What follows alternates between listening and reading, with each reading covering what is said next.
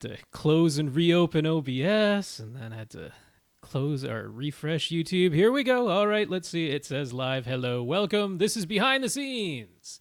AV Rant number 661. This is the live recording session. I can't wait till 666. Can we? Oh, yeah. Well, how close would that be to Halloween? It's going to be pretty close. I guess. Isn't it? It is. I 5 would more think. weeks, 5 right? more weeks. Yeah. Something like that. We're going to have an evil episode. That's going to... episode of the Beast. Yes, we can manipulate it if need be. Okay, hold on. Oh, I didn't see if... You got to say something on your mic, Tom. Let me see if your levels are about where they should be. All right, testing 1, 2. This is how long I know how loud I normally talk. I think that looks about right. Okay, so that's there. That's there. Recordings are going. The image is okay because I wasn't paying attention. Image is fine, or whatever. I'm not even really looking. Audio recording. Can't fix ugly. Audio recording is going. All right, I think we're good to go here. Start as you please, Tom. All right. Welcome to. All right. Well, that's the thing that just happened. Yep, we're just going to do that this week. Should I take a sip? No.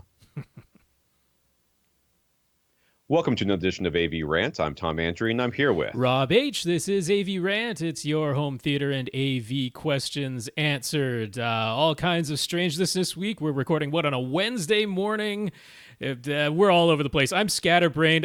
The topic list is in a shambles, so we're going to see what happens. We got so many questions, so let's try to just blaze through today. We'll see how that goes. All right, let's start by not talking about that at all. So, did I tell you that I saw Shazam?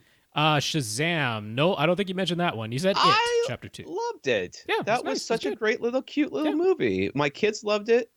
I mean, like, listen, DC, whenever Warner, whenever Zack Snyder doesn't touch a thing, it's amazing how it doesn't suck. Man, and the thing is I am quite literally a Zack Snyder fanboy. It's like some of the stuff he did prior to the DC stuff was just some of my favorite movies. I mean, not necessarily the best movies in the history of the world, but I loved them. I liked them a lot. And then he got a hold of Superman and ruined it. You saw the disc release of Shazam? Is that because it's a good demo disc? It's a good HDR disc. It's a good Atmos disc. Yeah, I got it from Redbox. It was a Blu-ray. Oh, regular Blu-ray. But okay. Yeah, regular Blu-ray. But no, it's good. But I am considering buying that one. That one's good enough to buy, I think. It's cute. It's got a lot going on there. It does fluctuate pretty heavily between really super kiddie and dark. But that's sort of the character. So it's not I'm kind of okay that with it. dark. It's no, it's not that. It's a barely PG-13. It's pretty dark. I mean, there's demons everywhere. The 7 deadly sins. Whatever, and they all look like they have absolutely no unique qualities. Not very much. Like how you couldn't like themed them up a little bit, just a little bit. I like that Greed has lots of hands, but that's about it. That was about the only one I could identify. Yeah, Lust was. I Lust even can't in there? remember. Yeah, well, they kind of lampshaded that, but yeah, probably a little bit. All right, this is AV Rant, the podcast that answers your home theater and AV questions. To get your questions answered, all you have to do is ask. You ask by going to emailing us at question@avrant.com. You go to www.avrant.com, leave us a comment there. A website that I have been told that will someday be fixed. It's in the works. Things are working on it. We are going. People are in forward. contact. So people are emailing each other. Yep. It happen. Still, though, if there's anybody that wants to build us a website on like a WordPress, take a WordPress thing and customize it for us, I will take it and I will mention you a lot. So if you're into that sort of thing, we would be happy to accept your listener of the week donation. We also, if you want to catch us on facebook.com/AVRant podcast, it's a good way to contact us. And people have been like blowing us up on There's Facebook. There's been quite a bit of Facebook activity lately, yes. A not small amount, yeah. Yeah, you can catch our YouTube videos at youtube.com/AVRant. Right? Yep. Is that right? Individual contact info, you sometimes throw that out there. Yeah, I know. But I was just making sure that I can never remember which one I didn't put podcast The only one is YouTube. That's the short one. It's YouTube, right? YouTube is the only short one. Yeah. All right. Contact Rob at avrant.com. His Twitter is at FirstReflect. I'm Tom at avrant.com. My Twitter is at avrant_Tom. For those of you that are interested, Violet's doing well. She's an itty bitty dog who's scared of all the big things that are around her, but we're working on it. We're working on it. She knows lots of things now. She knows how to do stuff. She can sit. She can go to place, which is like a mat. She can go to her crate. She knows what a walk is, and sometimes that terrifies her. She likes car. She went from hating car rides to liking car rides. So we're making progress. And Daisy is a lizard that doesn't move very much. So we want to thank our listeners of the week. To become a listener of the week, you can support the podcast in some way. If you want to do that financially, you can go to www.avrant.com and go to the Buy Us a Cup of Coffee link and leave us a donation, a PayPal donation there. Or you can go to patreon.com with 88 other people who have gone there and sign up for a monthly subscription to support us monthly. Monthly subscription to support us monthly. That's too many monthlies, but whatever. So think of it as a continuing subscription, continuing support. So every month they'll take some money away from you, a minimum of $1, a maximum of infinity dollars, which you only have to do once. And then we will literally do the podcast from your house. If it were infinity dollars, sure. Yeah, no. If it was infinity dollars, I am flying to your house once a week. That'll work. Patreon.com/AVRant Podcast. It's the long one. It's got podcast at the end if you would like to sign up. Thanks to our 88 patrons. Our one listener or whatever it is. We'll do the podcast for your house. $10,000. It's quite the underwriter. Yeah. If you can't support us financially, feel free to support us in some other way, like building us a WordPress website. And let us know what you did, or send it to me at tom@avrant.com. You can, so like AJ and Carl, they let Rob know that he forgot to put the correct lower third during the live recording session last week. So Lee Overstreet sure looked and sounded a lot like me. That was a little bit of an editing job, because anytime the pictures came up, I had to take away the overlay I put in the completed version. So that was some actual video editing I had to do. Why would you do that? Just leave it. I'm not going to leave it with it saying Lee Overstreet under you the entire week. It wasn't that. Thankfully, last week, we didn't have that many pictures to show. I mean, not thankfully in an overall sense, but thankfully for my video editing time sense, that worked out. We got lots of pictures this week if we get through our, like... You know what? Am I Tom underneath there? You are Tom this week. That's what it says right now. I'm going to trust that that's correct. But oodles. Are you still Rob, or does it say? Mine never changes. Mine stays consistent. It's almost as though I'm here every week and rarely ever leave.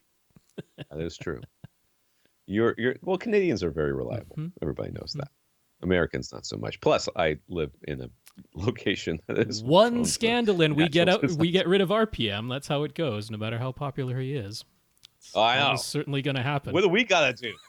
Get rid of some people around here. I don't care what your political leaning is. I'm pretty sure there's somebody you'd like to get rid of. So, and apparently, the number of scandals does not matter anymore. That's in America. Seems like doesn't matter. All's forgiven, as long as you're a rich politician. If you're a mildly rich politician, you're out. But if you're super rich, super rich. All right, in the news, LG is adding NVIDIA G-Sync variable refresh rate support to its C9 and E9 OLEDs. The old ones, so there's that's the brand new ones. I mean, that's the 2019 models, and notably does not include the B9, the least expensive, the one that has the lower end processor.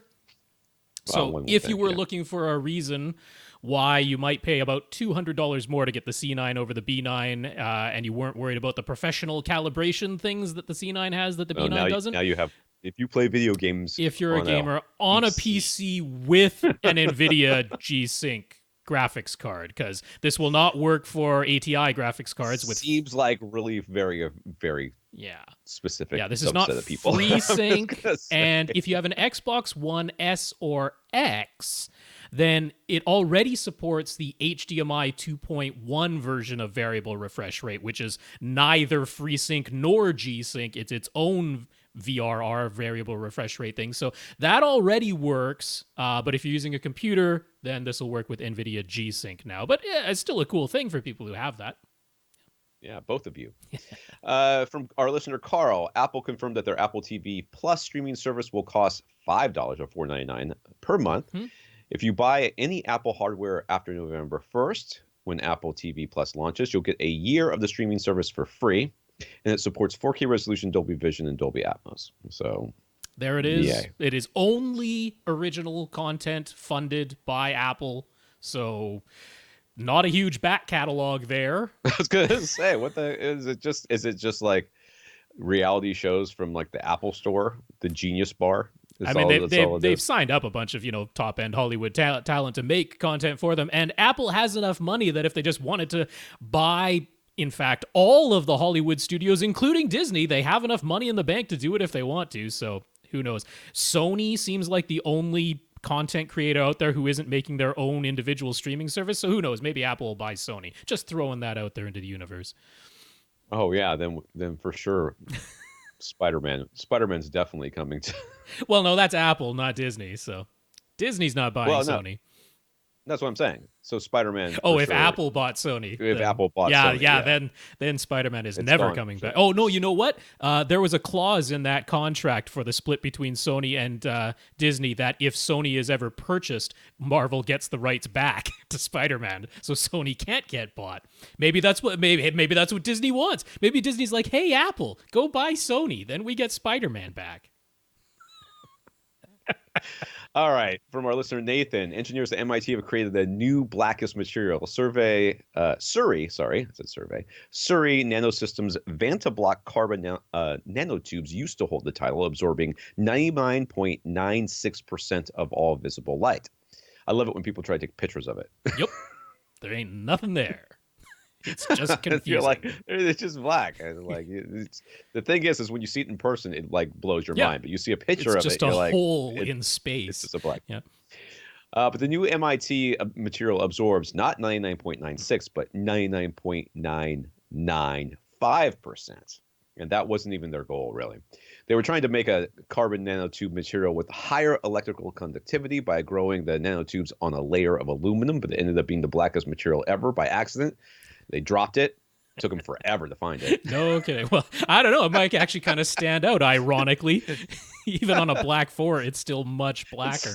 Slid underneath the desk, and they were like, the little nanotubes rolled underneath the desk, and they're like, oh my God, we're never going to find this thing. But stuff like this does have practical applications. I mean, especially in telescopes, that is the first place that they think to use it. But, I mean, in imaging stuff as backplanes for display technology, for DLP technology, I mean, if it's in any way affordable, which who knows what the cost is, but I mean, there are practical applications for a material as black as possible. Can you imagine if your bezel around your screen was this stuff? That's right. You're like, how would you even line it up? As soon as you really would not see overscan. That is not a good way to get pixel perfect. One pixel goes over into that frame, you are not seeing it. It's gone. Yeah. So Sony announced that their version of a modular micro LED display, which they call Crystal LED, because of course they do. They should call it the Dark Crystal LED, and then Netflix could sue them. Is now available for. Have you seen that movie? I haven't watched the new stuff. No, new Dark Crystal stuff. I don't remember. I haven't watched the first Dark Crystal movie since I was a kid. Me neither, I don't remember liking it. So I don't know that this is something that's going to appeal to me. It's still puppets. That's good.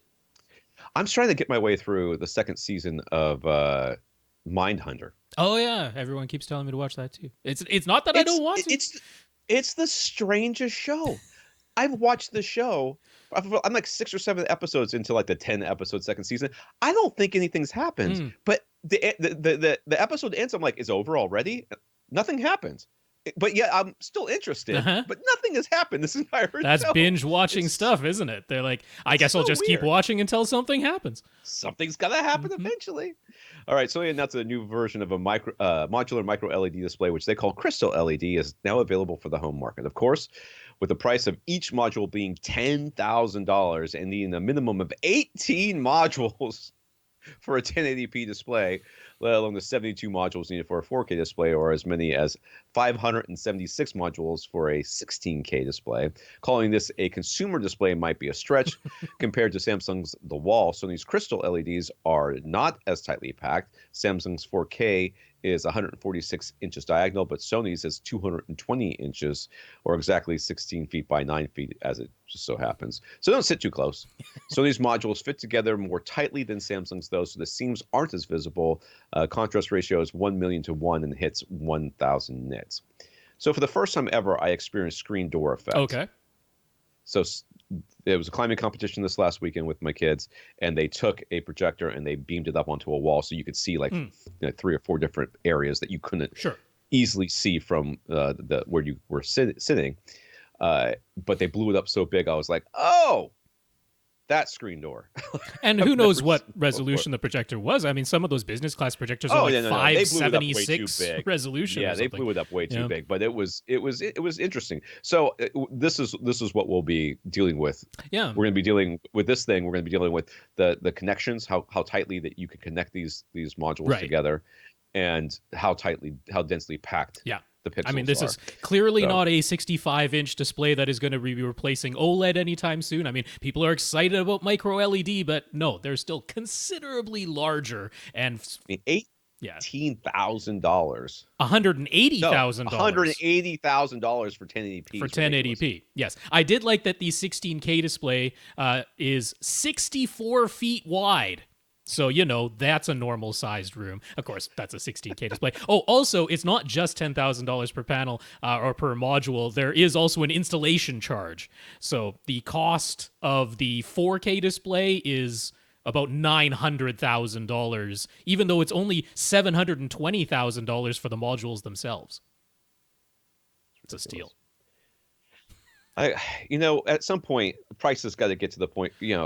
I refuse to believe that the R&D and everything that you put into this costs this much, and you should add something on top of that. Like when you buy like a really high end car, shouldn't have to go to the showroom to pick it up. It should arrive, and then somebody should wash it or I don't know, Matt, wipe it down. People were lining up to buy it, and that's not even an exaggeration. There are lots of millionaires out there and who are apparently willing to spend almost $1 million for a TV. So, 64-foot wide TV. Well, not the 16K one, but the 4K one. It's only 16 feet wide.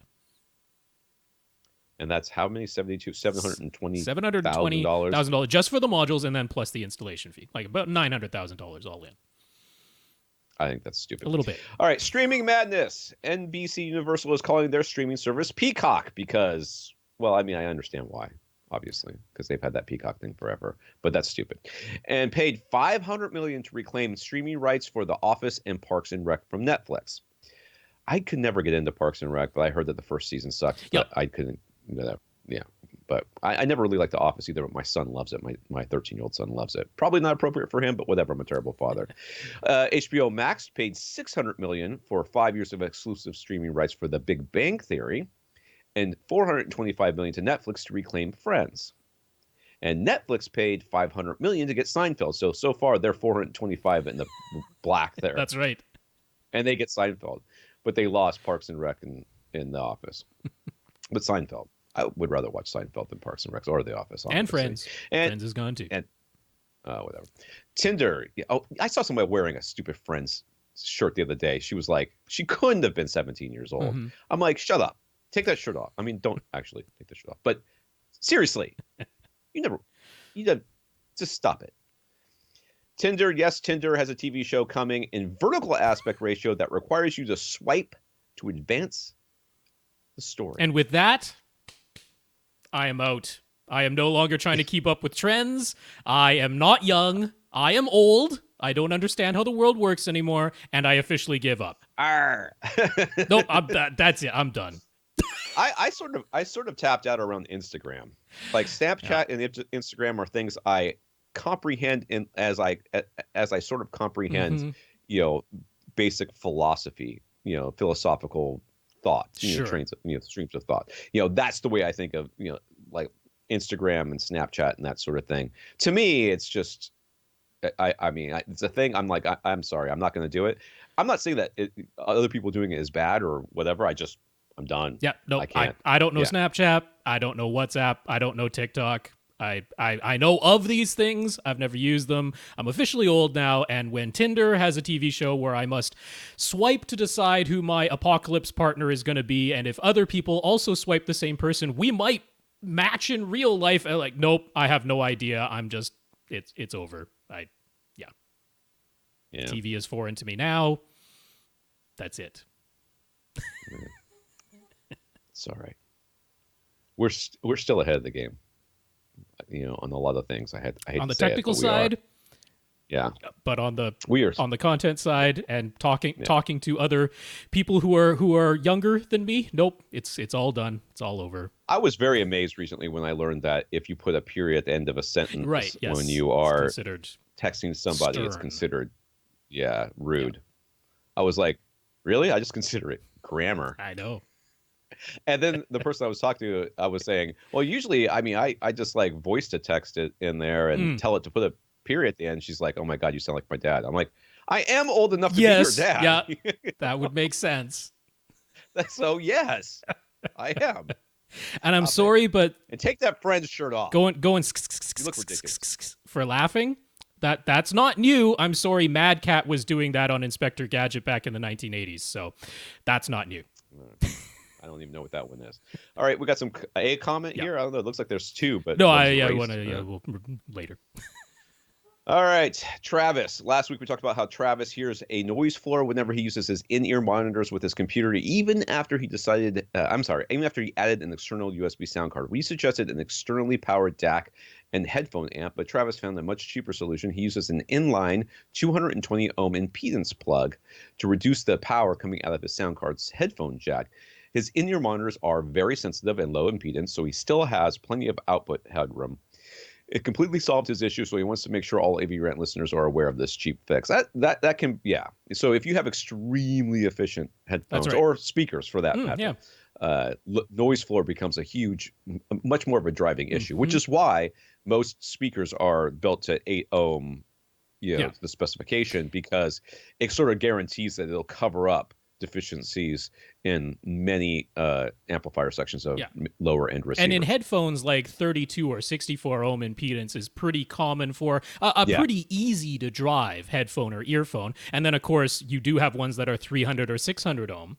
So adding a 220 ohm impedance plug, I mean, that I wouldn't recommend doing that with, say, a headphone output, because it's probably not meant to drive something of impedance that high. There is an impedance plug similar to the one that he bought that is a much lower impedance. I think it adds, let's see, 80 ohms is the other version of it. So that might be more reasonable. But in his case, he got a very powerful headphone amplifier, external one, that could drive like 600 ohm headphones, but then these ones that he was using are like 16 ohm earphones, which is really low impedance for earphones.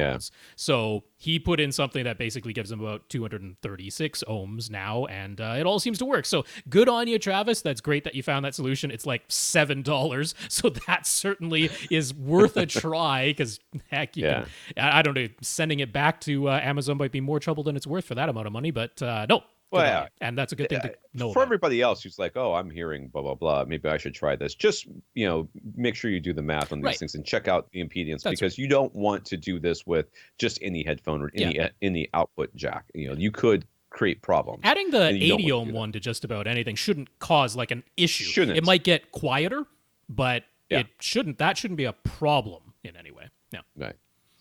All right, let's get to the questions here. Kevin asks, why don't we mention Vudu more often? Is it because it isn't available in Canada? We seem to be fans of the Apple TV 4K. I'm not, but Rob is, but whatever. And we've mentioned getting 4K UHD content with Atmos from iTunes. I haven't. Rob has. But Vudu has a good selection as well, and their app is available on most devices, at least in the USA. So where's the love? Yeah, I mean, we don't talk about a lot of stuff. Not every episode. Hypothesis. Yeah, it's not going to come up every episode. I don't use Vudu all that often anymore. I used to watch it kind of on the regular, and their app used to be awful, and now it's less awful. So, and now they have free content that you can watch that has commercials, which is not bad, except for the commercials, which suck. But that was the whole point, to get you to buy the stupid stuff. I'm cheap, and I don't like to buy things. I don't like to purchase digital copies of things if I can get away with it. Yeah, because if I can't download it, then Vudu goes away and I don't have that movie anymore. I'm going to be irritated. Yeah, I mean, Vudu still is either more pay per rental or purchase the movie and just have it in your digital locker. I mean, I wish Vudu and the entire Movies Anywhere ecosystem would come to Canada. I mean, part of why I don't mention it is that it isn't available in Canada whatsoever. We don't have Movies Anywhere in Canada, and I really wish we did. So certainly for Canada, I'm going to suggest iTunes because that is about your best bet without question. I mean, as far as what's available and in the high quality. I wish Vudu were here in Canada. I mean, yeah, Vudu's a no non-love. That's certainly not the case. I just don't use it. I don't use it that much. The ones I use are Hulu, Amazon Prime, and Netflix. So that's what I talk about. If occasionally I'll use Vudu and I'll mention it, but generally speaking, I don't use it. Yeah, we do tend to focus more, or I mean, it's just in the zeitgeist. Everybody tends to focus on more on streaming. Well, it's not. It's just that streaming is more in the zeitgeist right now as opposed to paper rental or actually purchasing digital lock stuff. But no, Vudu service is great. The library is great. It's awesome that it's part of Movies Anywhere, and the quality is there. So yeah, it's good stuff. There was sort of a related news story of Vudu this week. They're adding new parental controls to automatically skip or mute mature content. So that reminds me of the old Blockbuster versions. Remember how Blockbuster used to have censored versions? Although, I mean, this is optional. So, okay, I don't have a problem as long as stuff is optional, right? Right. Yeah.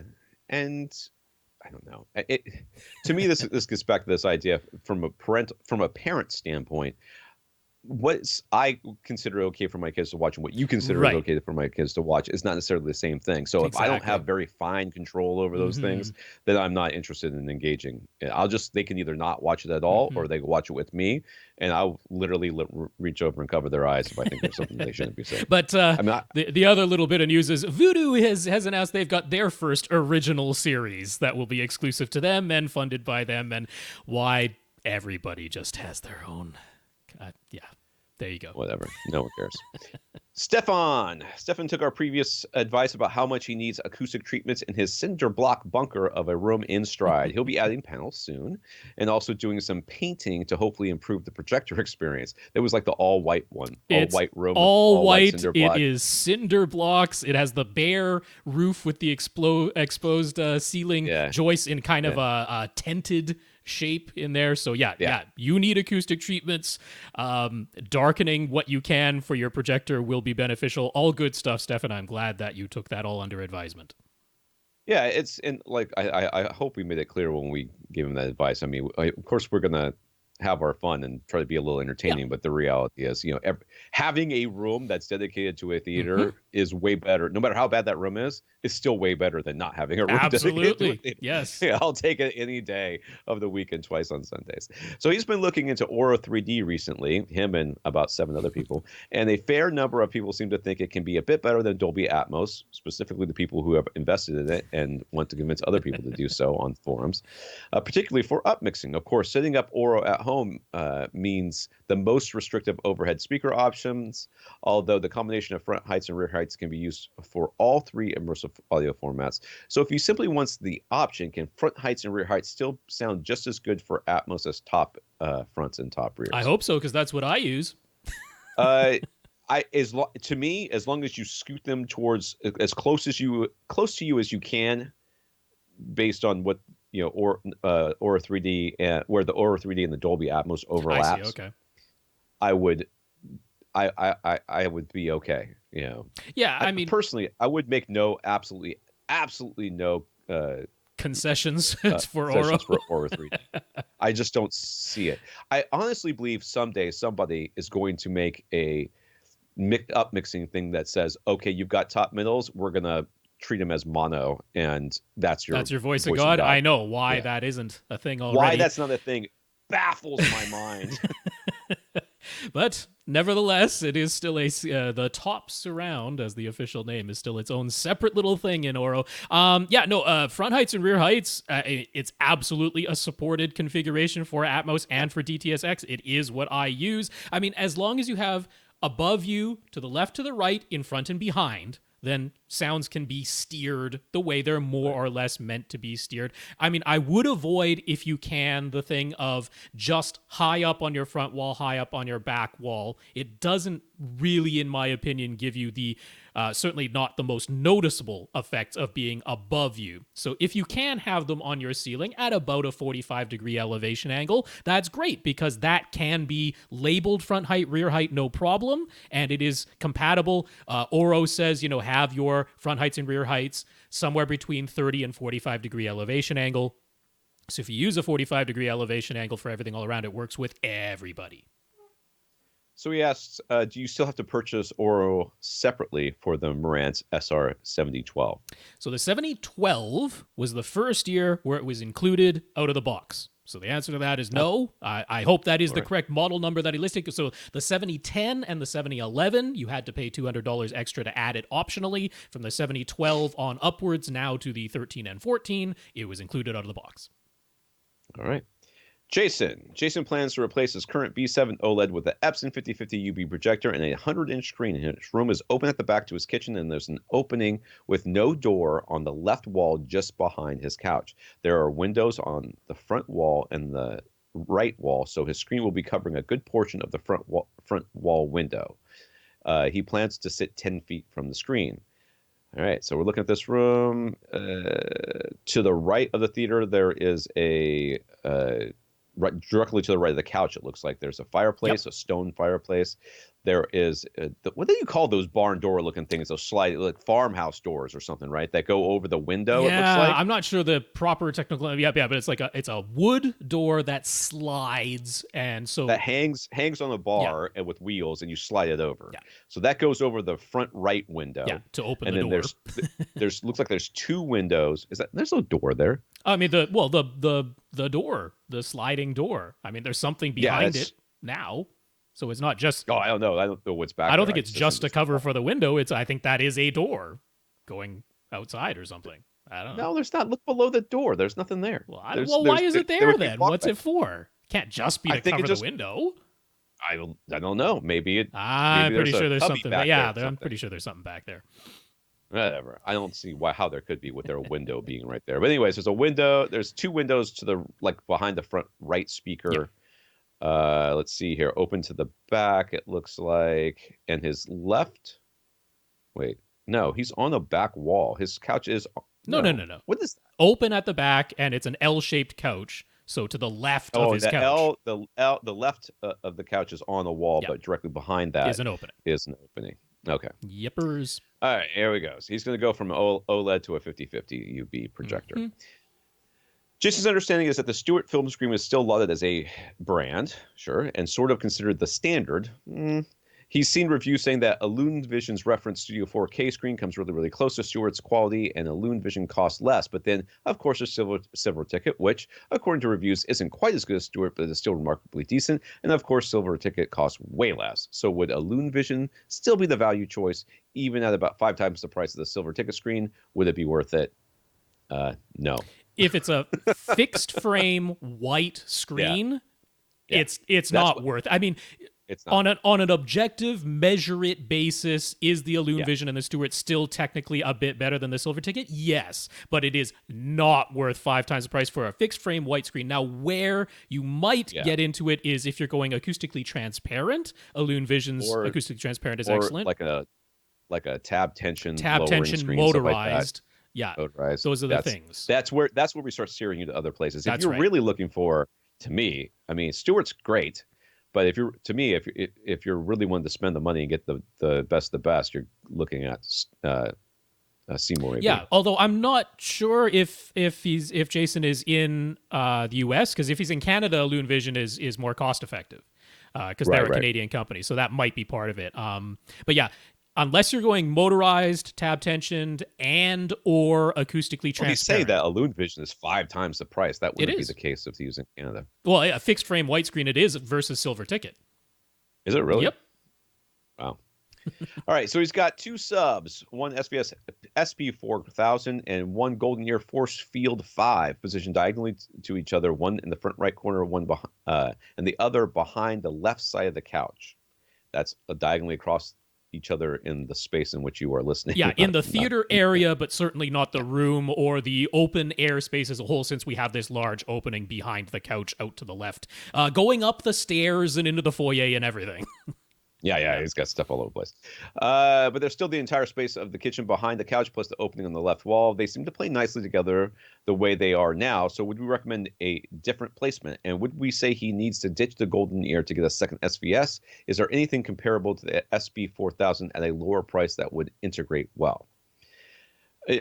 So when you get up to the SB4000, you're looking at a really high performance, but also really good fit and finish. Right. So when you start low, trying to get something that gives you a similar performance, you're going to be maybe sacrificing how it looks. So right, because I could point you to Monoprice's 15-inch sealed version. Yeah. That is comparable in output and extension to the SB4000 at a lower price. It's like sharper corners, a vinyl wrap finish. So Tom is absolutely right. It might not look quite as nice. It's not the rounded edges in that, but in sheer performance for price, the Monoprice 15-inch sealed version is what I would point you to, if that's what you're looking for. Right. Now, so, I mean, if you're like, things are playing together nicely, and as far as you're concerned across your couch... This is very much a don't poke it situation. Yeah, because, I mean, what do you get? I mean, you're not going to put a sub in your kitchen. You're not going to put a sub out in your hallway. And, I mean, it would be experimentation. It'd be pure trial and error, because we can't predict what's going to work in a, uneven space. Like, this is not a rectangle, because you got that opening on the left. Yeah, until we start getting quantum computing, I don't really see us being able to model the acoustic vibrations within a non-uniform, non-rectangular room that you're in. It would take a whole lot of calculations to figure out exactly where to put these subs for the best performance for your seating area. So in my opinion, when somebody comes to me and they're like, I'm in a non-uniform room, I've got two subs that in my mind, me being Tom, thinking, okay, these are two subs that are fine. Mm-hmm. There's nothing wrong with these subs. It's not like, oh, I've got this, SB4000 and this home theater in the box sub. They seem to be working well together. Well, then I start thinking you need another sub. Yeah. But you've got two subs that are fine. They're working together pretty well. You seem to be happy with the bass. I would not start messing with this, because this is just going to lead you down a rabbit hole that would perhaps make you in the long run less happy than you are right now. Agreed. Yeah. So I mean, the force field that you have, it's certainly a capable sub. I mean, do we poke it at all and say you play a bass sweep and C? I mean, that's as far as I would tell you to go, and I'm telling you to go farther than Tom is telling you to go, because Tom is saying don't do it at all. But the most... Ignorance is bliss in this case. The most I would tell you to do is play a bass sweep, and if you're like, oh, it gets obviously uneven below 30 hertz or something because the force field isn't playing quite as loud as the SB4000 is, that would be the only justification for replacing it, but I wouldn't futz with your placement, and honestly, I'm not going to tell you that you need to upgrade, because you don't need to. Right. So his front towers are Tannoy Revolution XT8Fs. He knows that I had a bad demo experience with Tannoy speakers, but Jason loves them. And honestly, I've said this 1,000 times probably. That was a terrible demo. Right. But I didn't blame the speakers. I blamed just about everybody else in that room, though. Because somebody sat there and said, this sounds good. Let's blare at them at beyond reference level when they're sitting 3 feet away from these speakers. It was ludicrous. That being said, I did love the hat I got. They gave out a really good swag hat. I wish I still had that hat. That was one of my favorite hats of all time. All right. Jason doesn't like the supposed matching Tannoy center at all, so he's stuck to using a phantom center. His Tannoy towers use concentric drivers, so do we think a KEF center might match well with them? Any other center speaker recommendations we might have? So when you're... So one of the problems I have with one of my issues is that I don't know that much about Tannoy speakers and how they are trying to sound. Are they trying to sound flat? If they're trying to sound flat, then there's lots of recommendations I can give you. If they're trying to have their own sound, it becomes much harder. But one of the first things you want to do before you even start to answer this question is look at the impedance and the sensitivity of your speakers.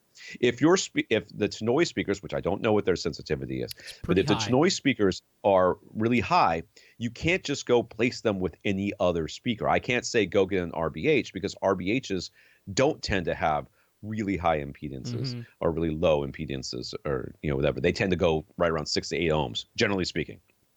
So it would not necessarily be a good match. What does that mean? Well, that means that in order to level match your speakers, the Tannoys would have to be cut way down, and the center channel would have to be pushed way up by your receiver. Right.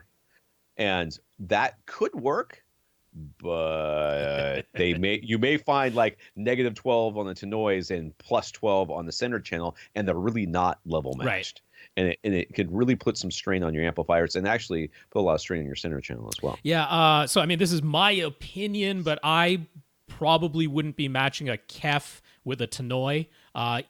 Like, I'm not sure that Tannoys are actually concentric. I think they're coaxial, which is not the exact same thing. And even if they are, just saying, well, this has a concentric driver and this has a concentric driver, so they should match. It's like, no, there's considerably more to it than that, because it's not the same as like horn loaded. With horn loaded, you tend to and horn loaded. When we say, oh, you got a horn loaded speaker, you should look for another horn loaded speaker. Well, that's more not about the horn, about the efficiency, the sensitivity. It's about the efficiency, because the horn loaded tweeters tend to be very, very efficient. Therefore, you can match them together sort of as shorthand. But the reality is, we're really looking at the sensitivity of the speaker, not looking at type of tweeter it has. But I wanted to give Jason just an option that I'm not going to guarantee whatsoever that these are going to match really well with your Tannoys, but I think it's possibly worth a try if you're only getting one and can send it back and get a refund, which is HSU's. This is Tom's favorite HSU speaker, the one with the yellow cone driver that you think is absolutely hideously ugly, but you can cover it with the grill. It's their CCB8. This one does have the sort of sensitivity and, as far as I'm aware, the coaxial driver arrangement that's closer to what Tannoy uses. So to me, it's worth a shot to try that CCB8 from HSU if you can get past the yellow color of the woofer. Well, I mean, okay, so my question is, do you still have the Tannoy center? Because if you don't have the Tannoy center, well, then okay. But if you do have the Tannoy center, was your problem really that the timbre matching wasn't that good, or was it a placement issue, or was it, was there some other stuff going on? Because maybe there's a way that we can fix this with the actual speaker that you already have. So you maybe get back to us on that one. So he wants to install side surround speakers, but he isn't sure where they can be installed. He's thinking that having them descending from the ceiling might be his only option. What do we think, and what speakers would we recommend? Again, level matching is going to be, or impedance matching is going to be an issue here. But I'm looking at, so I mean, he's got space on the left wall just behind his couch before we get to the opening. There's a little bit of space on the wall there. Yeah, right above where the subwoofer behind his couch is. Yeah. And then on the right-hand side, there is some wall space between his fireplace and the patio door. So it's not as though you have nowhere that a speaker could be mounted on the side walls in a very appropriate place for side surround speakers without them having to descend from the ceiling. So I think that's doable. I mean, that's where I would have them go. With that. I would definitely, especially for the right wall, if you're not going to mount it onto the brick, which I wouldn't do that. You would need something that would protrude a little bit, at least, a little ball and joint or whatever. But there's lots of speaker wall mounts that stick out a bit. So yeah, those would be fine. You could do it that way. You could also do something like the prime elevation speakers. That's true. Something close to the ceiling up there that's angled down towards you. That would be those would be my two options. I would look, and there's more than just one. Now, prime elevation has almost become like Kleenex. It's like, I'm talking about an angled speaker, which again could be the Boston acoustic ones that we talked about a number of times. And you're sitting close enough to these speakers that impedance matching becomes less of an issue, because you don't have you're sitting so close that the power that you have to put in to get to the same volume is quite a bit different, or quite a bit lower. Yeah, so. I mean, again, if you give that CCB8 a try as your center and it works really well, that could work as surrounds too. So that's another option. So what would we recommend that room treatments be placed in his setups? Okay, so let's look here. It's a bit tough. Well, you've got nothing. Yeah, I mean, he's going to be covering a lot of that front wall with a screen now, so we can't really say most of the front wall, because that's largely going to be screen. So your speakers are going to be out to the side. So I would put, if you can, a freestanding one on the right side. Yeah. Because I mean, I guess you could even mount it to that door. Yeah, then just roll it in place. And then something on the left wall for sure. If you can put something behind the speakers, that'd be great. I mean, the front corners are certainly a candidate. You should be able to do something in the front corners. Yeah, if you can do like a tri-trap. tri-trap type of thing in the front corners there for sure. Super chunks or whatever. And then whatever you can put on that left wall. I mean, I don't really see you being able to do anything on the ceiling, and because there's a fan basically right where you would want to have it. And it looks like a textured ceiling too. And I mean, I would that. highly doubt that anything's going in the kitchen.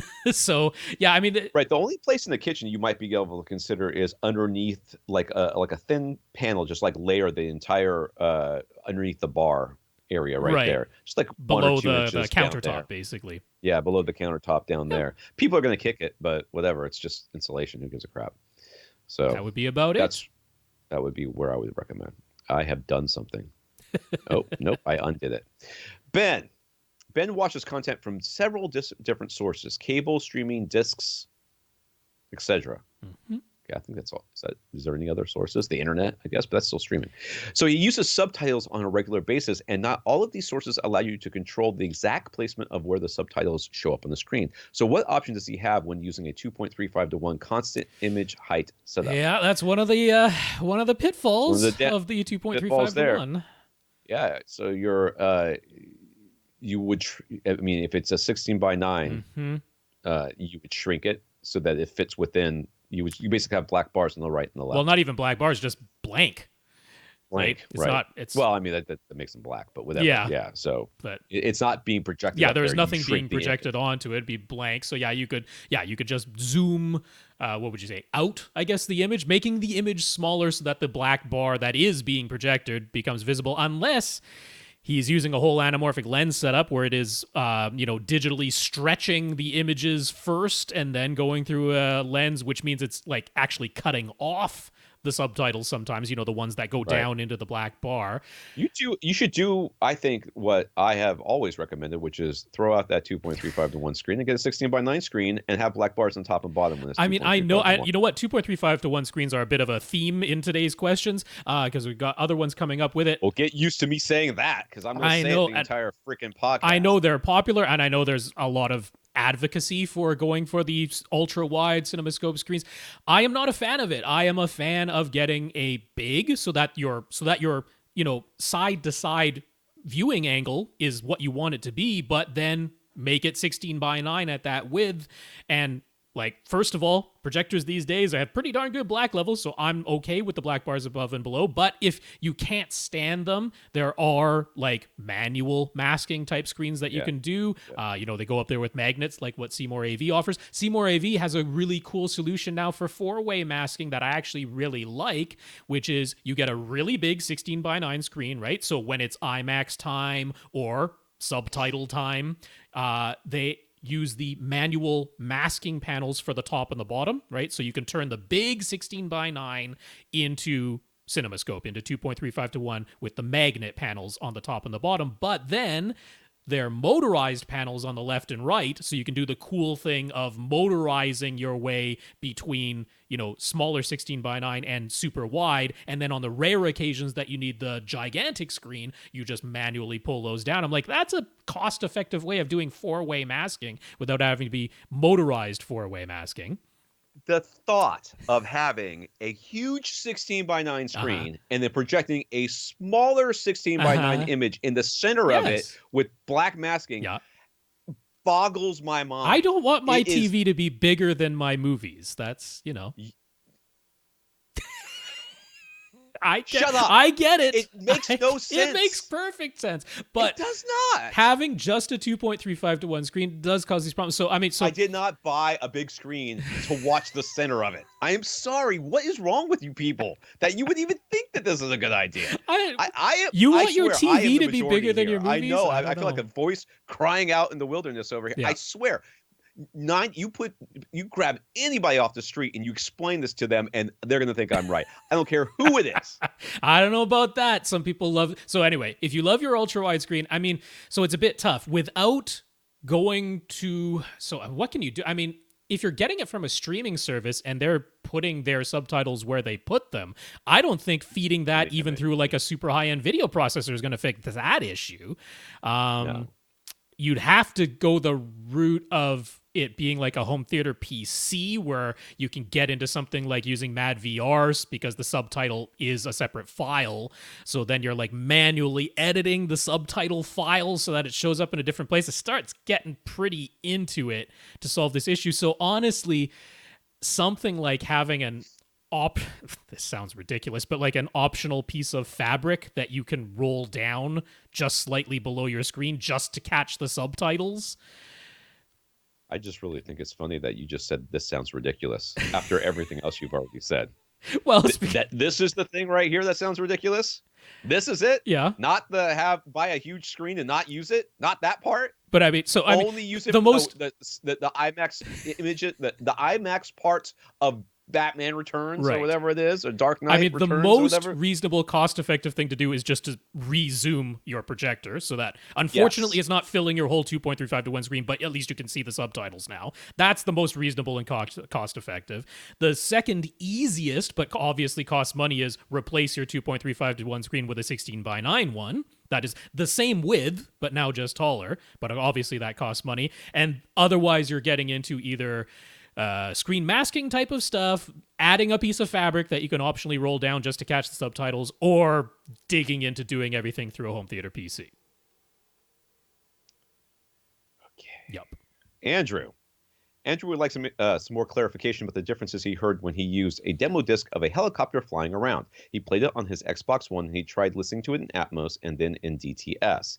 He sent a link to the exact demo disc, and it's a Dolby Atmos demo disc, so everything is encoded in both Dolby True HD 7.1 Atmos and Dolby Digital Plus 7.1 Atmos, according to the track list. He says he changed the audio settings on his Xbox One. The first time it said he set it to bitstream output, and his Denon receiver, his S720W receiver, said it was playing Atmos.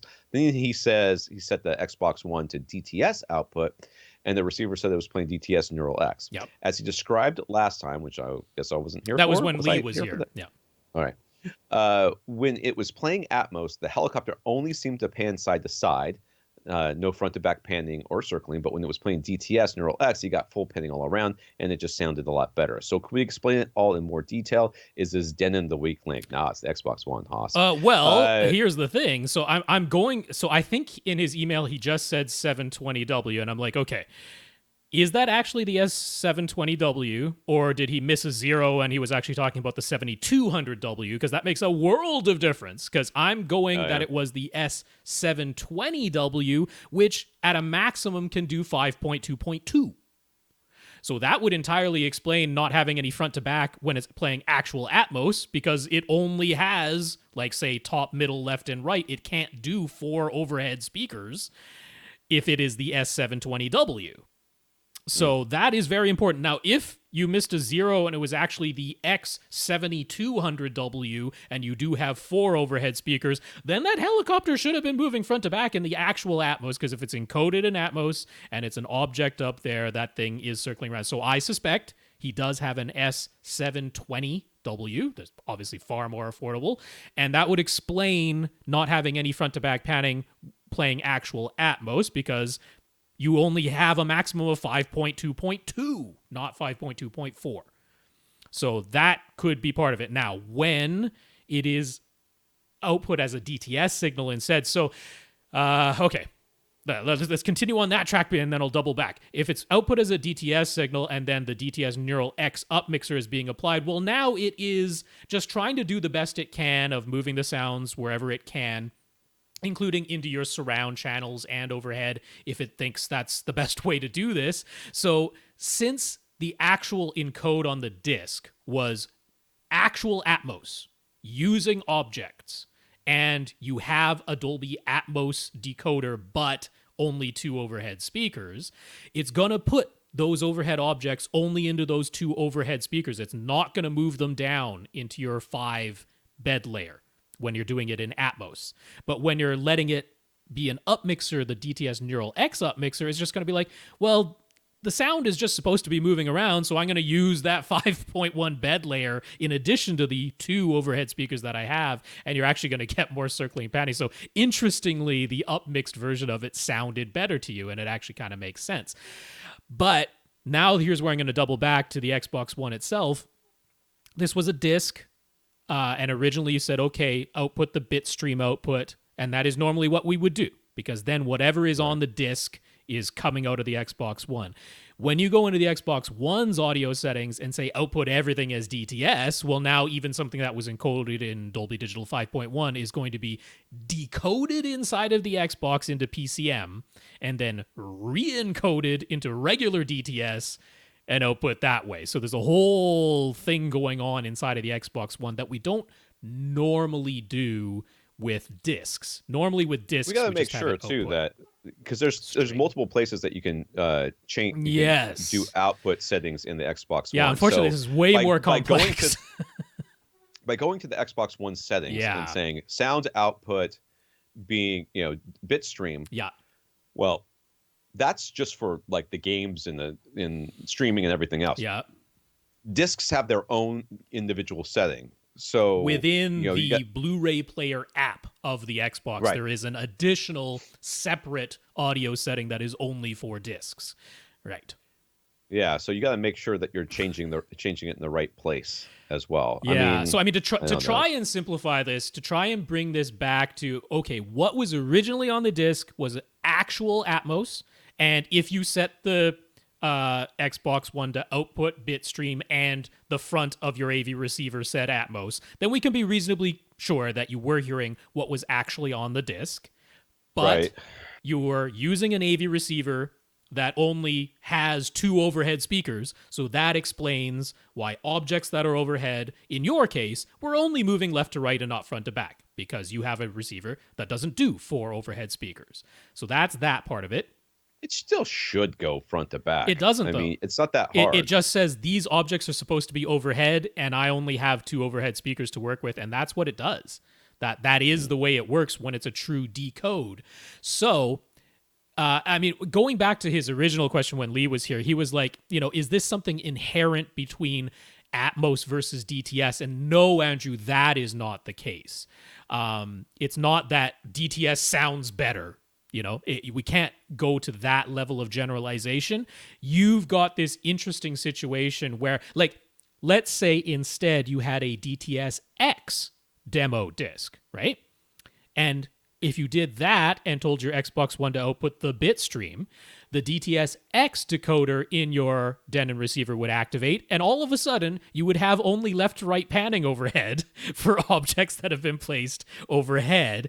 And then, if you now told your Xbox One to output everything as Dolby Digital, the Xbox would decode the DTS-X into PCM, re-encode it as Dolby Digital. Your AV receiver would use the Dolby Surround Up mixer on it now, and you might get some all-around panning because it's no longer the original codec on the disc being matched to the decoder inside the player. So, yeah, clear as mud, right? But it's basically, interestingly, if you're actually matching the original codec to the proper decoder, but the AV receiver that you're using only has 2 overhead speakers, you're limited to the things being placed in there, whereas using the up mixer can just make its best guess and suddenly things are going all around you. Yeah. Carlton, CE Pro posted a sponsored article about 4K projection in ultra-wide formats. Here we go. It was sponsored by Panamorph, so not surprisingly, it claims that an anamorphic lens is vital, and that you are wasting pixels if you allow black bars on a 16:9 screen, or just zoom in the projector to fill a CinemaScope aspect ratio screen. But the bit that caught Carlton's attention was a claim that 2.35 to 1 screen isn't really ideal, and that a 2.4 to 1 screen is the better choice because that's actually the correct aspect ratio of most modern movies. So when Carlton builds his dedicated home theater, should he get a 2.4 to 1 screen? No, get a big 16:9 screen, Carlton. There's the short answer. Yes, that's the short answer. Mm-hmm. Okay, so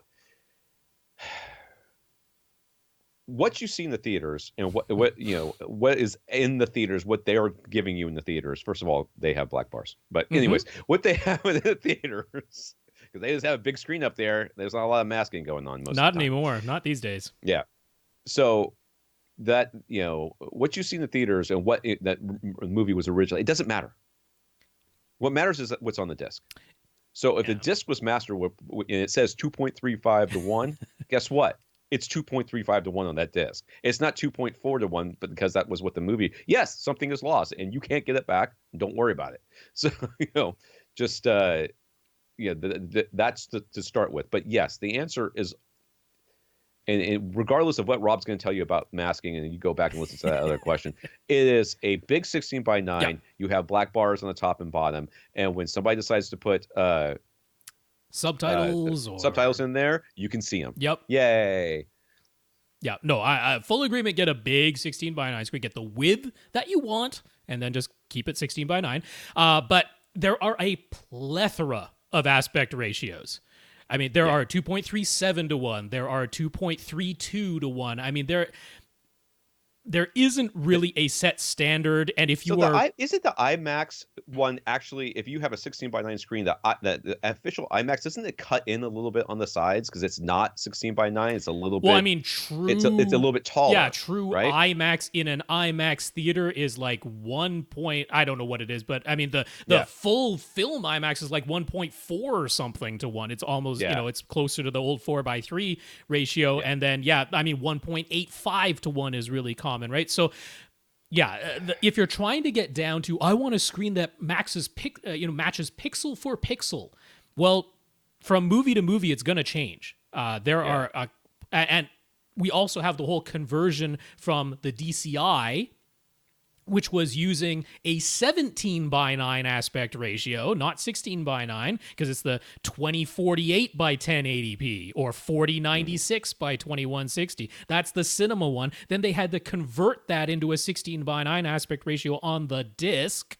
I mean, things change, and from movie to movie, the aspect ratio changes. So, and in some movies, scene to scene. Yes, remember, Dark Knight. That's right. Dark Knight has IMAX scenes or Dunkirk, in there, right? Yeah. So, which are not the same. So, and again, if you're watching Dunkirk, do you want all of the top and bottom cut off because you bought a 2.4 to 1 screen? Yeah. So that's very simple answer. Get a 16:9 screen. John, the HDMI output on John's Denon X4000 died. So he's looking to get a replacement. Does he need to stay in the 4000 series with Denon for a comparable current model, or would the 3500H be comparable to what he had with the 4000 these days? His room is 10.5 by 13. He's running a 5.1 setup at the moment with a SNCE speaker, SE speakers, and an SVS sub. He isn't really planning to expand beyond that. He has a ceiling fan, so he doesn't think he'll ever install Atmos speakers on or in his ceiling. A 4K display is upgrade is a possibility. So what receiver would we recommend to him? You're fine going with the 3500. If you only need 5.1 completely, you are absolutely fine with the 3500. I think below 35, the 3000 series, you get the lower Odyssey. It downgrades the Odyssey. That's right. Yeah. The 3500 has XT32, and if you went down to the 2500, say, it would be XT. Not XT32. Yeah. Now, if you don't care that much about that, you're perfectly fine to go down to 2000 as well. Right. You know what I mean? Yeah. For me, it would make a difference. For me, that would be the thing that would decide what receiver model I would get. But the number of speakers that you have and what you're trying to do, man, you could pretty much get any old Denon receiver you want to get. Given that the 3500 is like $500 at Accessories for Less right now, if you want to keep but if he could spend $300 on one, he could do that as well and still have all his speakers powered and be able to pass through Dolby Vision and all the other stuff. So, but your X4000 did have XT32, so if you want to keep that, the 3500 will do it. So the X4000 had 7 amplifiers built in and could process 9 speakers, but it didn't do Atmos. It didn't do DTS:X. That was the Odyssey DSX or DTS Neo X, where you could add on the X4000 either. So you could have surround backs, front wides, front heights, pick 2 of those pairs, because you couldn't do 11 speakers with the X4000. You could do 9, right? So, but you're sticking with 5.1. So all of that is moot. Even surround backs are moot in your case. So the X3500 will definitely do you. All right, Jay. Jay says this is mostly a hypothetical question, but what if you find 1,000 nits too bright? Is there a way without a professional coming in for an owner to calibrate their TV to top out at a precise lower nit level? Also, if you have a Panasonic Ultra HD Blu-ray player with their HDR optimizer, could you then pick, say, the 500 nit output level and retain all of the image detail while limiting the peak nit level to a more desirable level? All of these displays have a backlight. That's so right. You have the ability of adjusting that. If now remember the 1,000 nits, you're not getting a full screen 1,000 nits. No, little That's tiny never little happening. Highlights. Yeah. Yeah. So first things first, you should set it up properly and see how you actually feel about it before you start worrying about whether or not you're going to burn your retinas, because I don't think that's going to be the case. But if it were the case that you find that your display is too bright, every single display has a backlight. And especially when they go into HDR mode, they all peg the backlight at the maximum setting, and you can lower it. So that you can lower it. Now, he's saying to get to a precise nit level, you would need some way of measuring. Yeah, there's not going to be like, it's not like you we're can at 1,000 nits. We're lower it down to 500. That's not the way it's going to be. It's going to be a scale from 1 to 10, and you're going to be able to or something like that. Yeah, it's not as though the backlight control. control, if you put it at 50 instead of 100, it's going to be exactly at 500 nits now, because it's a it's a curve on that backlight thing and not a retaining linear. all the detail, all the once you start lowering that backlight, I mean, you are risking suffering some detail loss, right? And contrast loss, because you don't have the same amount of range that you had before. So something has to give, and it's going to probably crush the blacks more. Right. The first thing it's going to do is crush the blacks. Interesting thing here is put all of that aside, because he touched upon the Panasonic Ultra HD Blu-ray players with their HDR optimizer, and if you tell them re-tone map everything to the 500 nit setting, which is one of the options, that's the brightest it ever gets now. So leave the TV alone, and what's coming out of the player never goes brighter than 500 nits now, and you're done. Of course, that only works for physical discs, right? For streaming services and stuff, it's not going to work, because they're a separate source. So that would be how to go with that. But Tom is absolutely right in that I wouldn't even worry about this, because the 1,000 nits being he did say bright, it was hypothetical. Yeah, he does say it's hypothetical. Yep. So all fair enough. But I'm just saying Tom is right that definitely look at it first, because it's not a concern. Yeah. All right. John on Twitter. John says he gets a weird pressure feeling in his ears if he uses in-ear monitors. He settled on using AirPods with their open design, which Rob was making fun of on Twitter, in real life. And on this podcast, he pretty much makes fun of them every chance he gets. I do not like them. I want to thank everybody who has AirPods for sharing their music with the world. I don't know if you can hear it, but we can definitely hear it. Yep. No, that's what I always say. There is just as much sound coming out as what is being farted into your ears by them. That's what I say about them. But is there anything other than open back earphones that would eliminate that uncomfortable feeling for him with sealed in-ear monitors? I mean, sealed on ear or over ear monitors, cans can be. I mean, I don't know exactly what he's experiencing, so it's very hard to say. But if the problem is he doesn't like having things shoved in his ears, which I can completely understand, and he feels like there's a weird pressure. I mean, the tips that you're using with your earbuds could also make a huge difference. So, I mean, are you using those little foam ones that they give you that are supposed to be like completely noise isolating? So you shove the whole thing in there and it like expands? Because those give me a weird feeling too. Is it a normal kind of a silicone tip that you place in there, and very often the included silicone tips are too big for a lot of people's ear canals, and that can easily cause pain, quite literally, because you're headaches and you're sticking something that's literally too big for your ear canal into your ear. I did want to mention though, I mean, I can actually kind of demonstrate it on the video because I'm wearing in-ear monitors, and how you insert them is important, because if you just take it, a regular in-ear monitor, and you just shove it in your ear like that, it's going to feel like you just put an earplug in, and it doesn't even sound correct. When you're inserting an in-ear monitor, you want to make sure you tug on your ear. Yeah, as open you up the ear insert it. canal. And I actually pull on the bottom earlobe too. Open up the ear canal and put it in, and that I mean, you're basically allowing the air to escape around as you're inserting it, as opposed to just shoving it in there. So part of it could be how you place it into your ear, and it's very important that you do that little ear tug to get a proper seal and to allow that air out. Also, if you just wear them long enough, you do tend to kind of get used to them. Nobody is used to having something in their ear canal right away. So I wear ear-to-ear monitors pretty much every day, so I'm just used to them. I quite literally forget I'm wearing it sometimes at this point because I'm just so used to it. But there are multiple things here that could be at play. Ear tips too large in how you insert them, those type of things. I do the same thing, but I pull down. I just pull down like at an angle, just above my earlobe, and pull kind of to the back, towards the back of my head to get it to open up. Tom K. It's not me. Different Tom.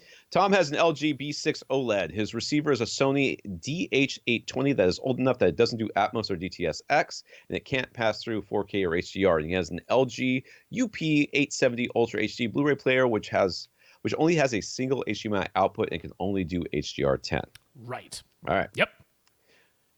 So to keep HDR video capability, he plugs the player directly into his OLED. Then he has to use the optical audio outlet to get surround sound to a Sony receiver. But then he only recently read about how optical audio can support the very best audio quality from Blu-ray and Ultra HD Blu-ray. So could he use the ARC, or the audio return channel, from his OLED back to his receiver to get the best audio quality from his Ultra HD Blu-ray player? No. Nope. If your TV, if your receiver is too old to accept all these things that you're saying it will not take the enhanced audio return channel, which is basically brand new. And the which will B6 allow you to, OLED doesn't have the EARC enhanced audio return channel either. If you had a new TV with the enhanced audio return channel and a new receiver that could accept the enhanced audio return channel, you would need neither.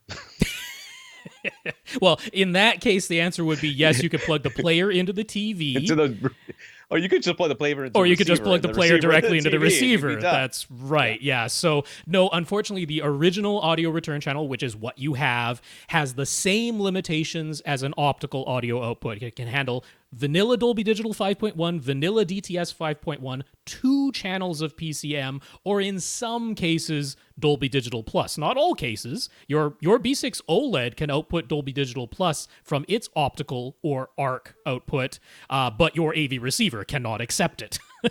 So, that's not a solution. ARC from your OLED back to your receiver won't get you anything better than what you already have with your optical connection. So he asked, should he get a new player, one that has 2 HDMI outputs? And as a bonus, he could get a player that supports Dolby Vision. How much of a difference is there between HDR10 and Dolby Vision anyways? I'm going to read the next one so that we can answer them both at the same time because it makes more sense. Okay. So his last question is, should he get a new receiver? He's quite happy with his current 5.1 setup. So if he wants to get Dolby Vision and everything else, he has to get a new player. That's right. There's no other way around it. That's right. But if you're going to go through the trouble of getting a new player, and I mean he's got 5.1, you could get a new player, a newer player that can support all those things and has 2 HDMI outputs, which would be fine because you only need 5.1. Yeah, because his receiver can do Dolby True HD, it can do DTS HD Master Audio, so that's fine. That's the best you can get with a 5.1 setup anyway. The best you can get is True HD or DTS HD Master Audio.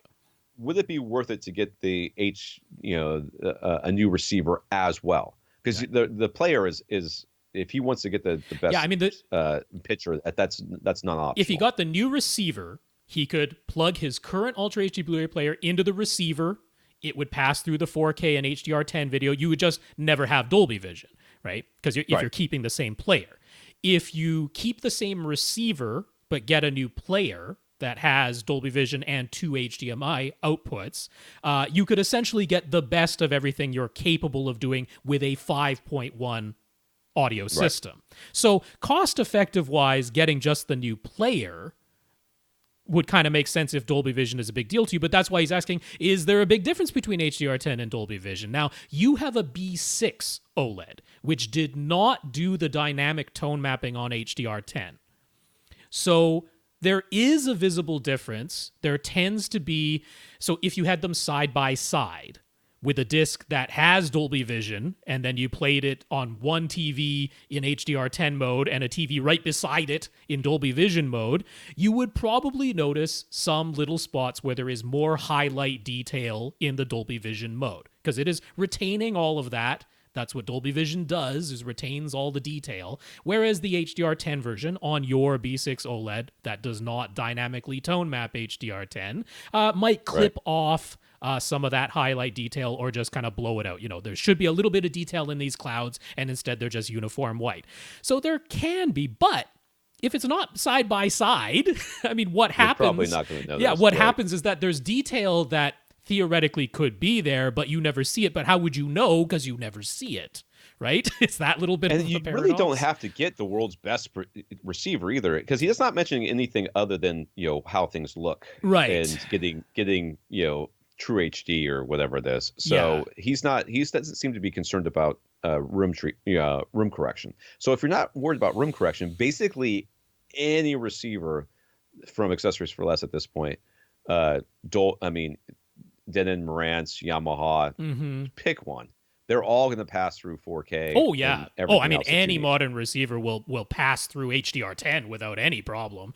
And so now you could say, I'm going to buy a new receiver. That way I know I'm getting the best sound. All I have to do is switch the HDMI cable or whatever, and throw away the optical one, and I'm done. Mm-hmm. And see how you feel about the picture then. Then you could say, okay, well, Father's Day is, 6 months away. That's when I'll get my new Blu-ray player. Right. So the difference between Dolby Vision and HDR10 is pretty subtle. And if you don't have them side by side, you're not going to notice that there's some highlight detail missing. So that's the one way to look at that. I think I forgot to put a question on it. It might not have been Tom K, because somebody else might have asked this similar question, but somebody asked, I might as well throw it in here, if you have a 5.1 setup and the disc has Atmos or DTS-X, how does it handle that? Well, any disc that has Atmos or DTS-X, there is like a core to that, which is Dolby True HD or DTS HD master audio. Yeah. So there's no problem there. Your 5.1 setup will still play the True HD or DTS HD master audio core. Right. It just basically, it doesn't really even do this, but it basically collapses. Because if you think about it, the core 5.1 or 7.1 setup has all the sound in it. Right. Yeah. So, and then they just put flags. That's right. Or metadata. The metadata is just flags that say, okay, this sound that was here, move it here. That's right. If you're able to move it here, and in your case, your receiver says, well, I can't do it, so I just play it the way it is. So you don't lose any sound. That's not a concern. Not losing anything. Right. Yeah. I think we've covered that. All right. So Mark says he listened with interest when we went through our recommended video output settings for the Apple TV 4K. In particular, he agreed with our suggestion to set the Apple TV 4K output to YUV 420 instead of 444. Yeah. And RGB for video content, since all of today's video content is 420 anyway. And using that setting reduces the amount of bandwidth being set over HDMI, which is true.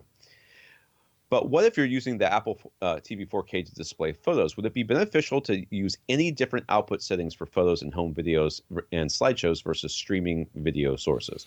So the 444 versus 420.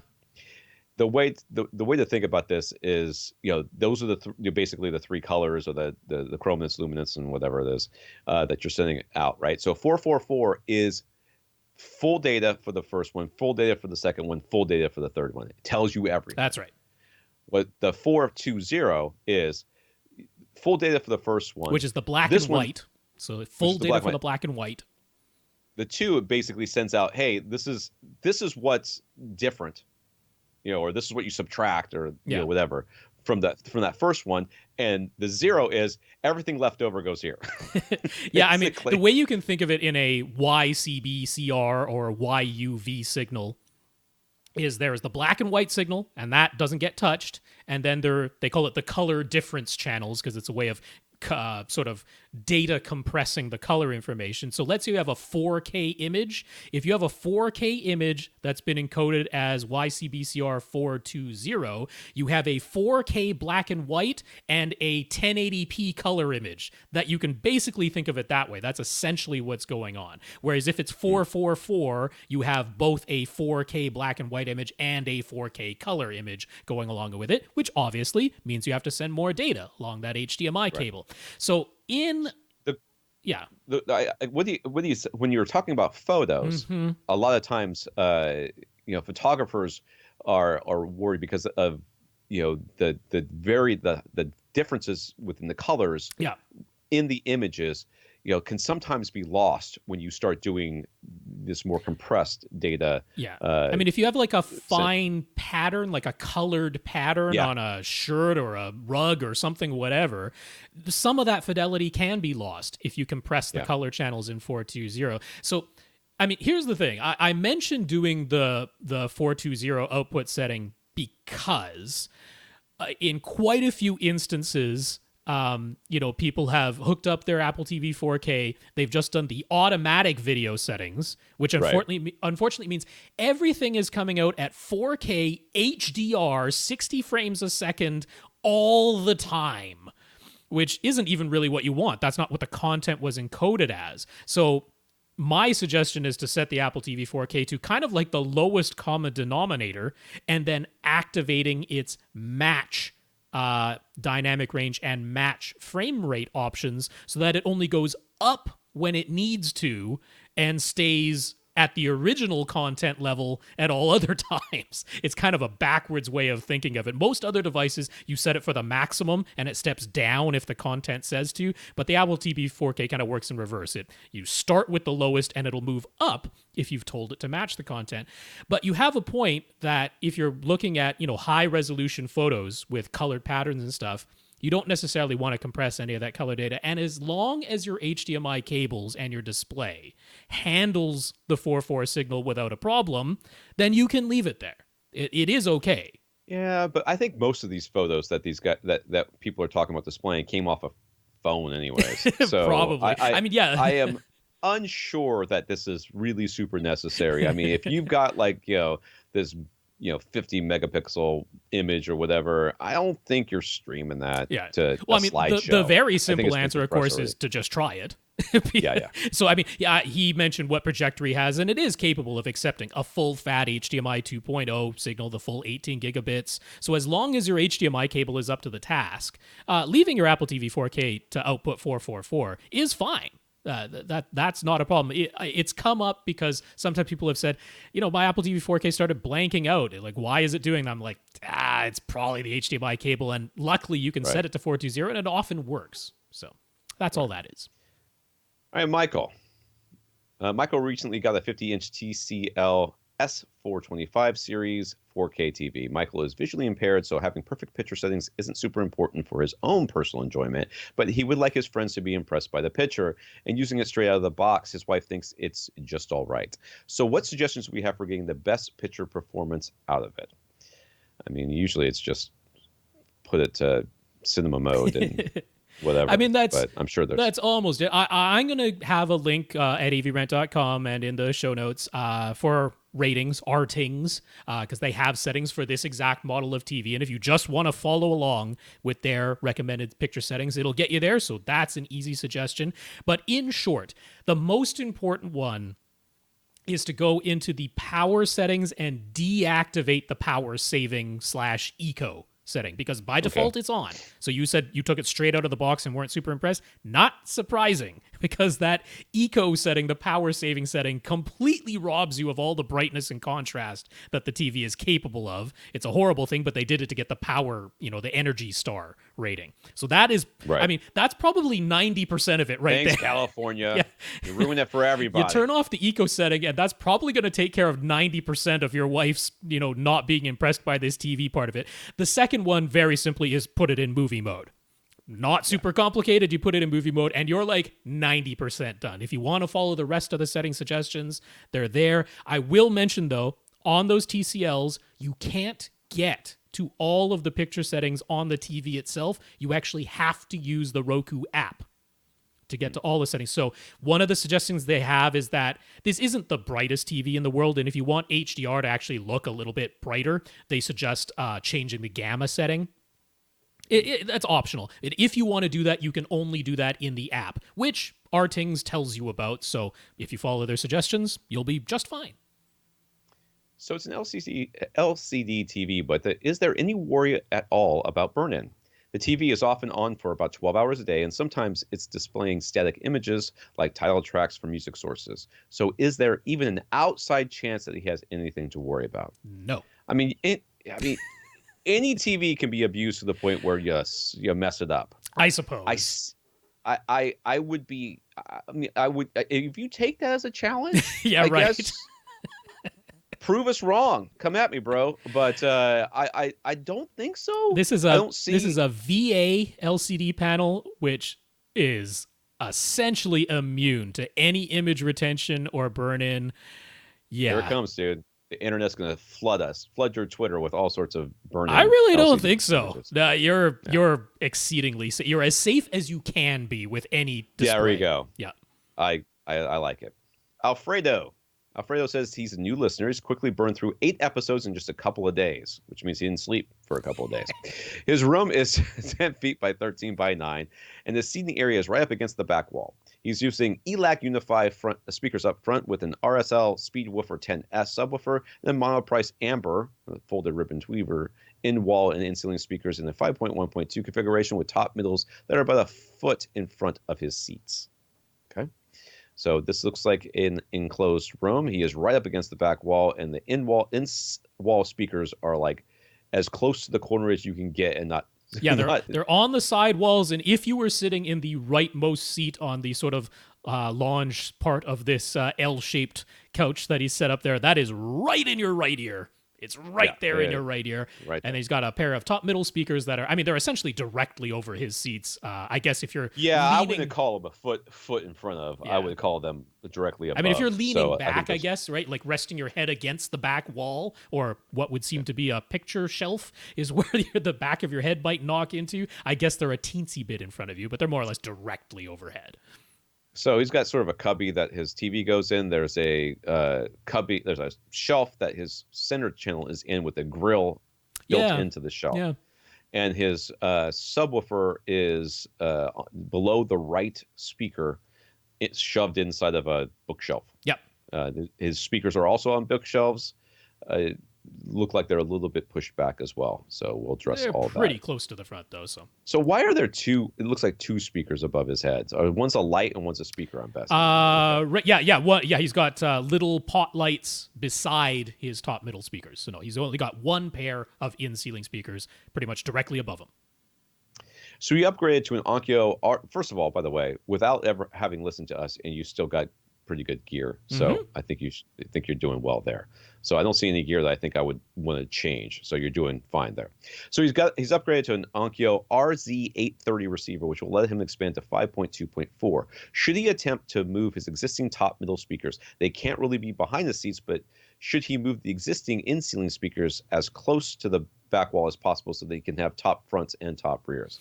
You can't have top rears. You've lost your mind. Keep them as top middles. They are fine where they are and fine being called. Yes, you're going to have front heights, which, you know what, put them about 5 feet in front of your seats, firing straight down, and you still just call them front heights inside of your RZ830. Move those plants off the top shelf and put them up there.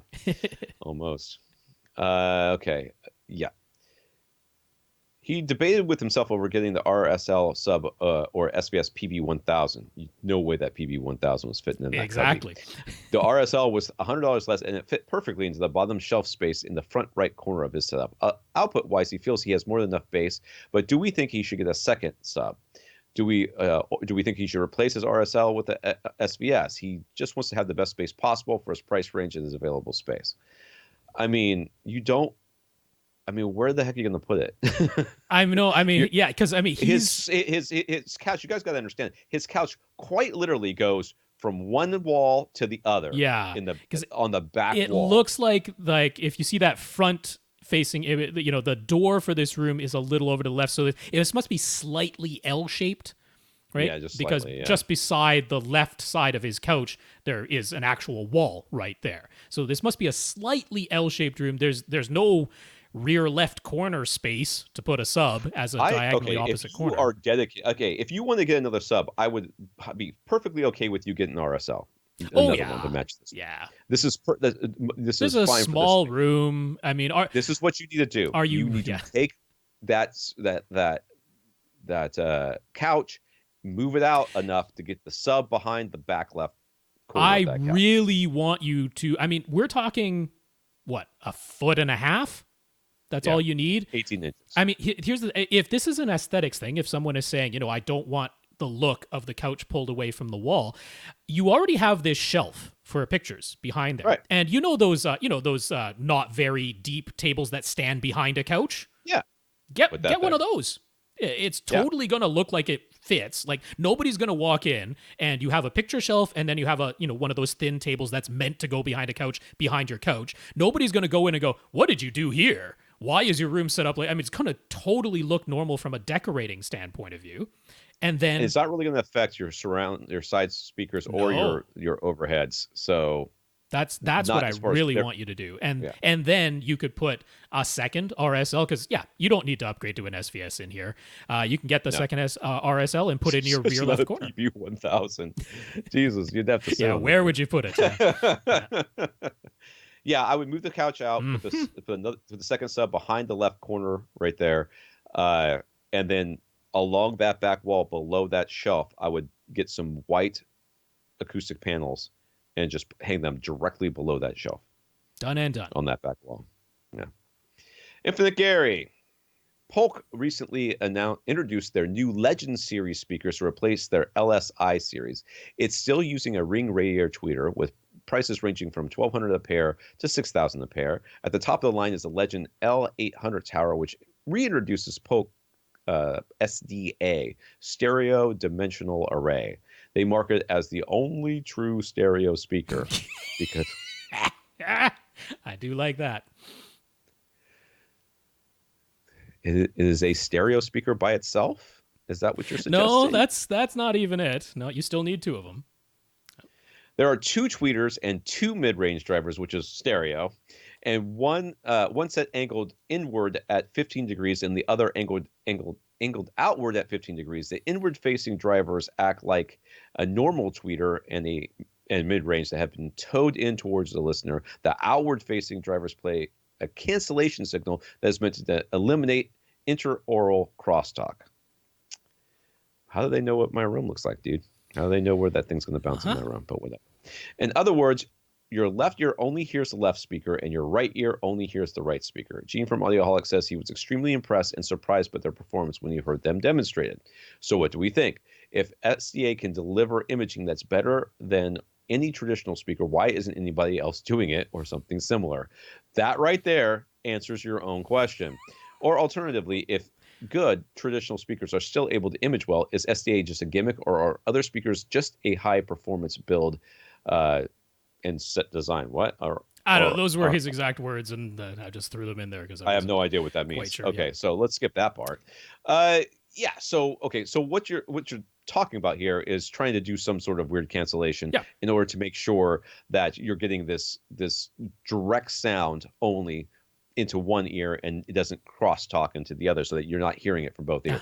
That way you get this perfect imaging, which is what we hear and what we talk about when we talk about electrostatic speakers. Electrostatic speakers, they're so directional that when you point them, you tow them in towards you, your right ear is getting just the right speaker pretty much, very little of the left speaker. Exceedingly little.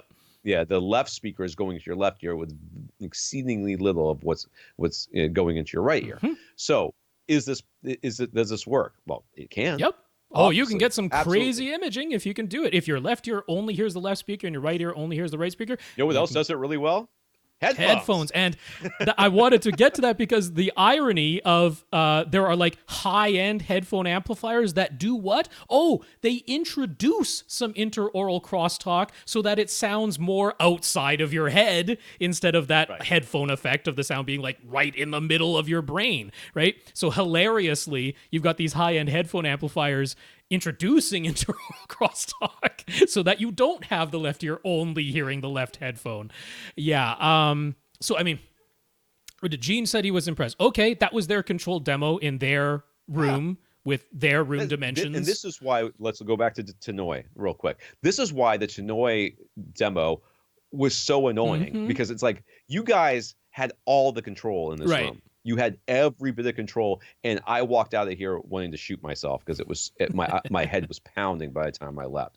Yes, if you can't put me in a room that you set up with your speakers and completely controlled the entire environment as much as you can at something like Cedia, well then, and I don't walk out impressed. Well, then you should fire all those people, and maybe your speakers suck. But they're not in your room.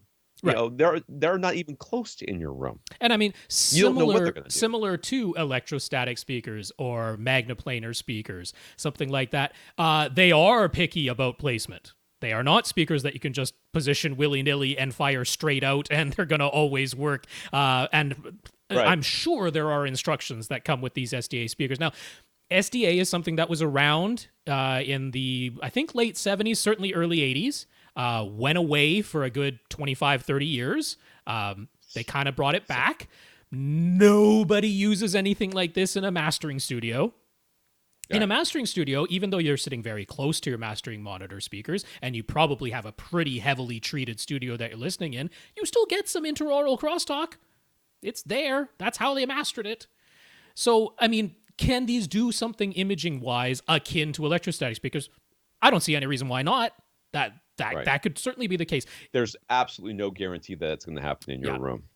Can that be a really cool and impressive demo? It sure as well can. Both Tom and I have heard electrostatic speakers who were like, well, that imaging is something my regular traditional speakers just can't do. That can be the case. As long as you don't mind sitting in one seat with your head in a vice, it's amazing. Just for the pulling headphones. So Trinov's altitude processors still seem to be in a class of their own, being capable of a full 24.1.10 Atmos configuration if you want to go nuts. But let's say 11, 13, or 15 speakers is enough for a smaller room. It's more than enough, but let's go on. Do the Trinov processors offer anything that makes them superior to, say, Denon or Anthem, other than their ability to use more speakers than any other brand? I mean, it's their room correction. They're they have with the 3 microphone thingy. Is that them, or is that Yamaha? It's a tetrahedral microphone, so it's actually 4 microphones. So a triangle at the bottom and 1 on top. They have a tetrahedral microphone, and Trinov can do something that basically nobody else can do, which is genuine phantom speaker placement almost anywhere in the room, given that you're starting with enough speakers to begin with, because obviously you can't just like literally create sounds out of nowhere. So, I mean, the irony is they talk about how, let's say you're in a room and you can't ideally position your side surround left speaker. There's a column there, whatever it is. But you have speakers that are behind that position, in front of that position, above that position, all that stuff. And Trinov can do this a pretty amazing thing where, because we don't stereo image very well anywhere but in front of us, but they can create a pretty darn convincing phantom speaker in the exact location. But I'm like, if you can afford a $30,000 Trinov processor, you're telling me you can't also put your speaker where it should be? We've seen those crazy, all glass rooms, and people want to do crazy stuff in there. So this doesn't fix all glass rooms. It still doesn't fix that. It can't do that. But it doesn't fix. But it can do this crazy phantom speaker thing that nobody else really can do. Well, and I would expect it to. Well, to begin with, for $30,000, I should be able to put the speaker wherever the heck I want to put it, and it should be able to power it and then make a good phantom, whatever. But that's sort of what you're giving up. What you're giving up when you are paying $500 for a receiver from Accessories for Less is the ability to place your speaker wherever the heck you want, as many as you want, and have it have the processing power within the device. Turn off is a computer. You are buying absolutely. You look at the back of it. That is computer. A PC back. That's what it is. It's got a printer port on it. You know, it is just in case. That's right. You never know. That big long. Remember those big long printer? Oh, I sure do. Connections. So yeah, this is what you're paying for. You're paying, but why would you want to have this in a smaller room? Because you have an excess of money not nearly. If he's asking more like, okay, no matter what, I'm setting up a 7.2.4 configuration. If I get the Trinov, is it going to sound way better than a Denon? No, it's not. Not if you're going to put it in the right place or anywhere near the right. Configure and set everything up properly. Yeah. Chris says, thanks for confirming that the Denon X1500H is the right receiver for his bedroom setup, where he is literally inches away from his front speakers right beside his bed. Just a few more things he'd like to confirm. He'd like to upgrade his Mica speakers at some point in the not too distant future. He's got Empyrean, Ascend, and RBH on his short list. The X1500H will be fine with any of those, right? Dude, yes. You could literally, you could get, really hard to drive speakers. And they would be fine because they're not very far from your face. So that's fine. Yeah. They'll be fine. Yes. So while his front speakers are extremely close, his surround speakers are almost 9 feet away. Does that require anything more than the X1500H can easily handle? Well, since they're not your main speaker, your front, left, and right speakers or your center channel, they're not getting nearly as much information, nor are they usually asked to play nearly as loud. I would not worry. It's also still only 9 feet. That's not a long distance. But based on what I just said, you could get any speaker you want. In this case, you would not want to get magnet electrostatics. I don't think that's in the cards anyway. You could put electrostatic speakers up, the ones that are inches from your face. Right. Those are fine. The ones that are 9 feet away, you would not want to. But anything from Empyrean, Ascend, or RBH 9 feet away, zero problem. So reading through the instructions for running Odyssey Multi-QXT, it seems as though taking 3 microphone measurements is the minimum. Chris is under the impression that each microphone measurement is supposed to be taken in a different seating position, but he only has one listening position. So can he stop the Odyssey setup process at just one measurement? Should he take the 3 measurements, but just keep the mic in the same spot for all 3? You should move it within a 2-foot radius of the first spot. I mean, in his case, it could probably be a 1-foot radius, Yeah. You could keep it quite close, but it is not. They say 3 different seating locations. It is not 3 different chairs in your home theater. Correct. It is all around the same spot. Yeah. It's what it's supposed to be. And I don't blame you for thinking that, because that's what all the diagrams look like. That's what everyone describes it as. It's unfortunate because that is not the case. It is not about seating locations. It is about position number 1. The most important microphone position is position number 1, and it should go, again, not even necessarily where you sit. It should go where the phantom center ought to be based on where your front, left, and right speakers are positioned. If you sit in your rear left corner, that isn't where you put microphone position number 1. You put it where you look at where your front, left, and right speakers are. You say, where should the phantom center be? That is microphone position number 1.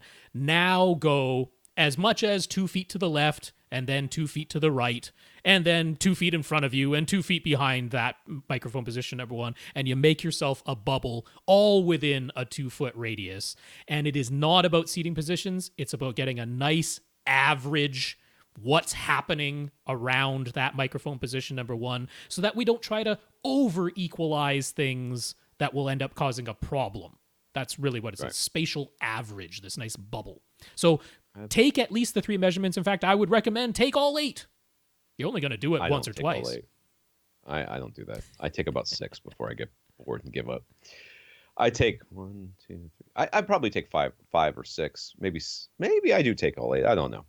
All right, this might be the last one. We'll see. Billy uses a Sony VW675 ES 4K projector with a 2.35 to 1 screen and anamorphic lens. Okay, I'm sorry about the entire beginning of the I said it was a theme. He relies on his Oppo 203 to scale all images so they appear correctly on his ultra-wide screen. Everything looks great, but HDR can vary quite a bit from movie to movie. That's not just you, dude. That's the movies. The Sony projector doesn't have dynamic tone mapping, so some bright details are clipped or blown out sometimes, and that has me interested in getting a Panasonic Ultra HD Blu-ray player for their HDR optimizer, but the UB820 doesn't appear to have the scaling he needs for his anamorphic lens. So is there a player that offers both features, or is there a solution other than getting a very expensive video processor? So here's the thing. I don't really make use of everything that my Oppo player can do, so I'm not certain, but it does have its HDMI input.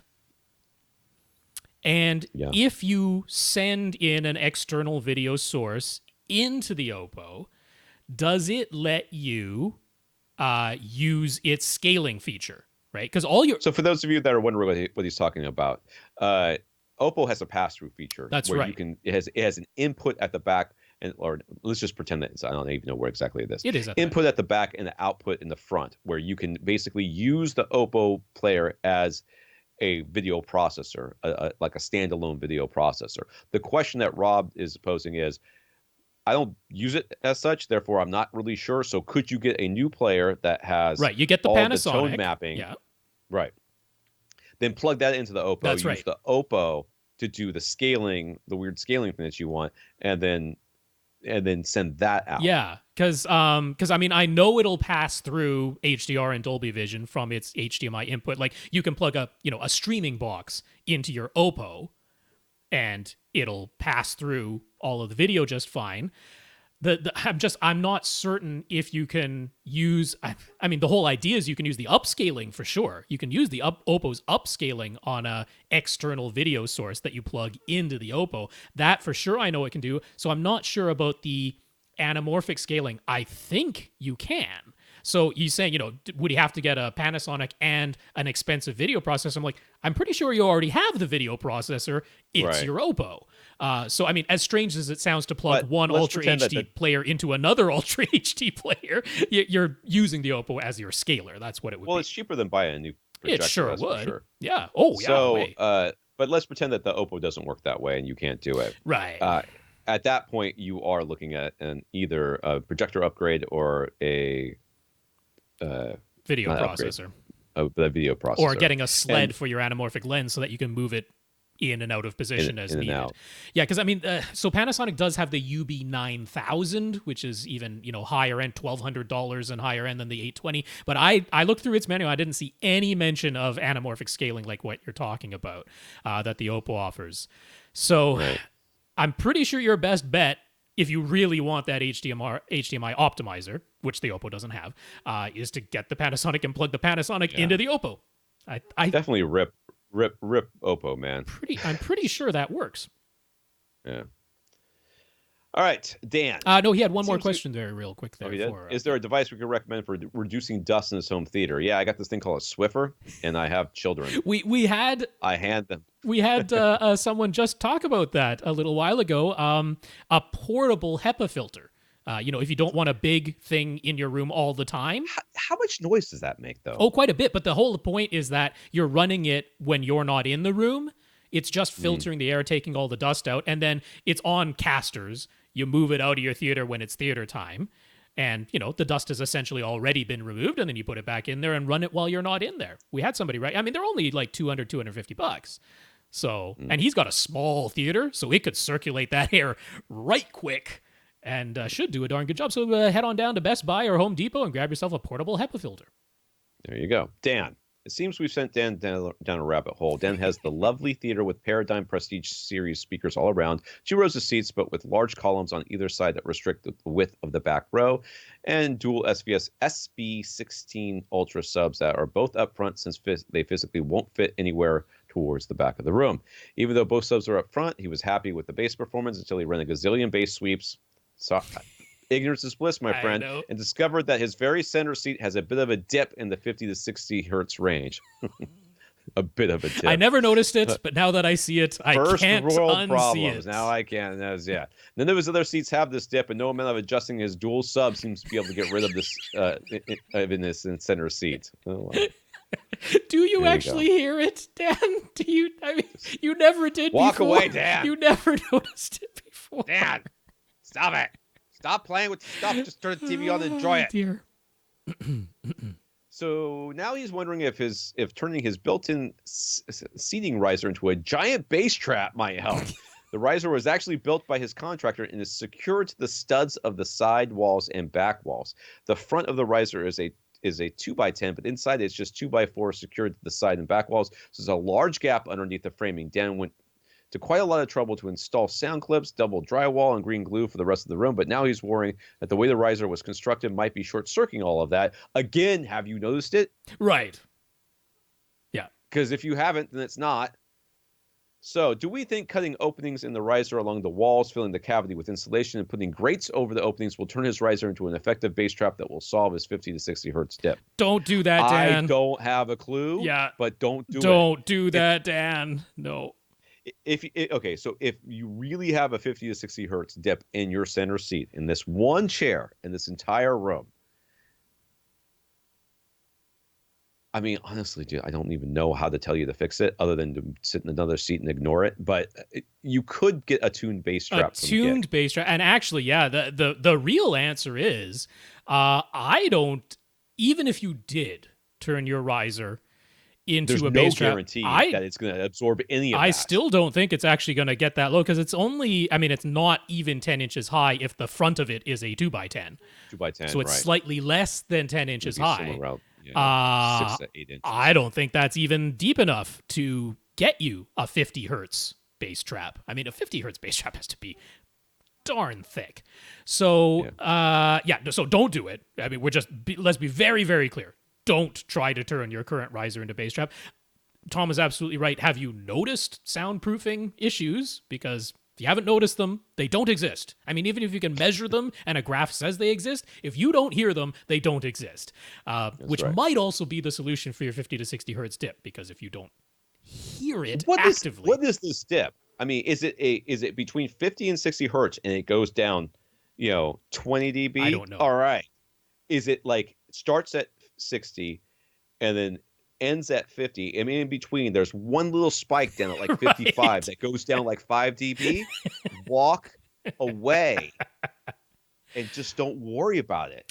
Just don't worry about it. But yes, a tuned bass trap would be from GIC the acoustic solution, although it's pretty darn big to get a 60 hertz tuned bass trap because there's no other way around it. He can't fit a subwoofer in the back of his room, but he's going to put this massive bass trap in But there we could end up back at the solution that we mentioned the last time we talked to Dan, which was instead of two SB16 Ultras in this room size that does not need it, you trade them in for 4 SB2000s and you can put one in each corner because we figured out that could actually fit. So we're still at the same thing there, Dan. That's the end. So would it make sense to completely redo the riser? Let's say it together. No. No, again, unless you've been like, oh, this definitely is hurting my soundproofing. It doesn't, I mean, you've been using your theater this whole time and never complained until we started talking to you. So I apologize for that, Dad, that we have opened this whole can of worms for you. But it seems like seeing things on a graph is bothering you more than actually hearing them ever did before all of this. All right. I don't know what these pictures of. It looks like a blank room. So has he not been using these were the ones just to show the riser. I mean, I didn't put in the pictures of the finished room. Yeah. All right, last one for sure this time. Jarius. Jarius says that he's happy to have found other people who share his love of home theater as a hobby. He started with a 4.1 computer speaker setup when he was 16, and then wound up with a Bose Acoustimas system from a big box store before he started scouring the internet and learning so much more. Yes, many of us, man. Yeah, many of us started off thinking Bose was the stuff. The marketing is very effective. Can't blame anybody. Now he and his wife are moving to their first house. He wants to install a system in the family room, which has dimensions 19.5 by 12.5, but it's completely open to the kitchen on one side and open to the back of the at the back into the foyer and a small living room. So it's definitely not an enclosed space. Yeah. Okay. Yep. So the foyer would be, you walk into the foyer, you go to the right, you're in the living room, then if you turn to your right, you would be looking at the window facing outside the house. And then in front of you, on the wall in front of you, not where the window is, but as you walked in from the foyer, to the left would be an opening to a whole bunch of stuff. Right. So, I mean, he's coming in the front door into the foyer, turning left into the family room where he wants his I'm looking at the living room. I'm sorry. No, he wants it in the family room, and he's actually kind of marked the sort of setup. So the 3 yellow dots as his front speakers, and then subs, and, well, we'll get into all of that. But yeah, into the foyer, turn left into the family room, pretty big room, which is also completely open into the kitchen and dining room. So it's pretty big space overall. It's a huge L. Right. From the kitchen, dining room, and then that goes into the family room, and then back into the family room, back into the foyer, and the living room, and there's a door to the rest of it. No, it stops there. Yeah, there you go. So he knows in-walls are not our first choice, but that is really the direction he wants to go. He's strongly leaning towards mono-price caliber in-wall and in-ceiling speakers. Would we strongly recommend something else without drastically increasing the price? I have no idea what the price of those things are. Those are very inexpensive. I think about $70 or $80 a pair type of thing. So usually for in-walls or in-ceilings, I would go push towards RBH, but I'm pretty sure they're a lot more expensive. The RBHs are definitely more expensive than these. Now, I can get behind at mono price, but I like their Sycamore series quite a bit more than the Caliber series. They are a little bit more expensive, like $100 a pair. But to me, I think it's worth it. They also have higher power handling in the Sycamore series than the Caliber series, and I think you're going to need it because this is not a small room and not a small space. But on top of all that, you're talking about your front speakers being in what sure looks to me to be your external wall. I mean, the way that he's proposed setting it up in his diagram. That your front speakers are on what sure looks like an external wall to me, and you might not be able to install in-wall speakers in an external wall. I mean, sometimes you can, but very often unless you think can't. of it. So the yellow ones are supposed to be those would be the front three because there's 3 over there. Well, I understand that, but I mean, they're supposed to be in walls because he didn't really specify. No, he's talking about in walls everywhere. Oh, then the in ceilings above him, are those black The ones? little black dots would be in ceilings above him, yeah. For the I mean, that's fine. The in ceilings above you, that's fine. And I like the monoprice Sycamore series for the in ceilings, that's fine. The surround speakers, I mean, he's got them essentially behind him because that's where walls are. He doesn't have a right wall the way things are set up. And I'm not super opposed to that. That looks reasonable to me. And in walls there would be fine. But your front wall, what you've set up as your front wall for this, that's an exterior wall, and you might not be able to put in-wall speakers in there. Just you're sure. The depth that you have, and again, we've talked about this multiple times, but it bears repeating. Just because you want there to be a speaker there, right, and that there's a flat space where it will fit on the wall, does not mean that what's behind there will allow you to do so. I mean, there's certainly insulation if it's rigid insulation, and a lot of houses these days have rigid insulation in the exterior walls.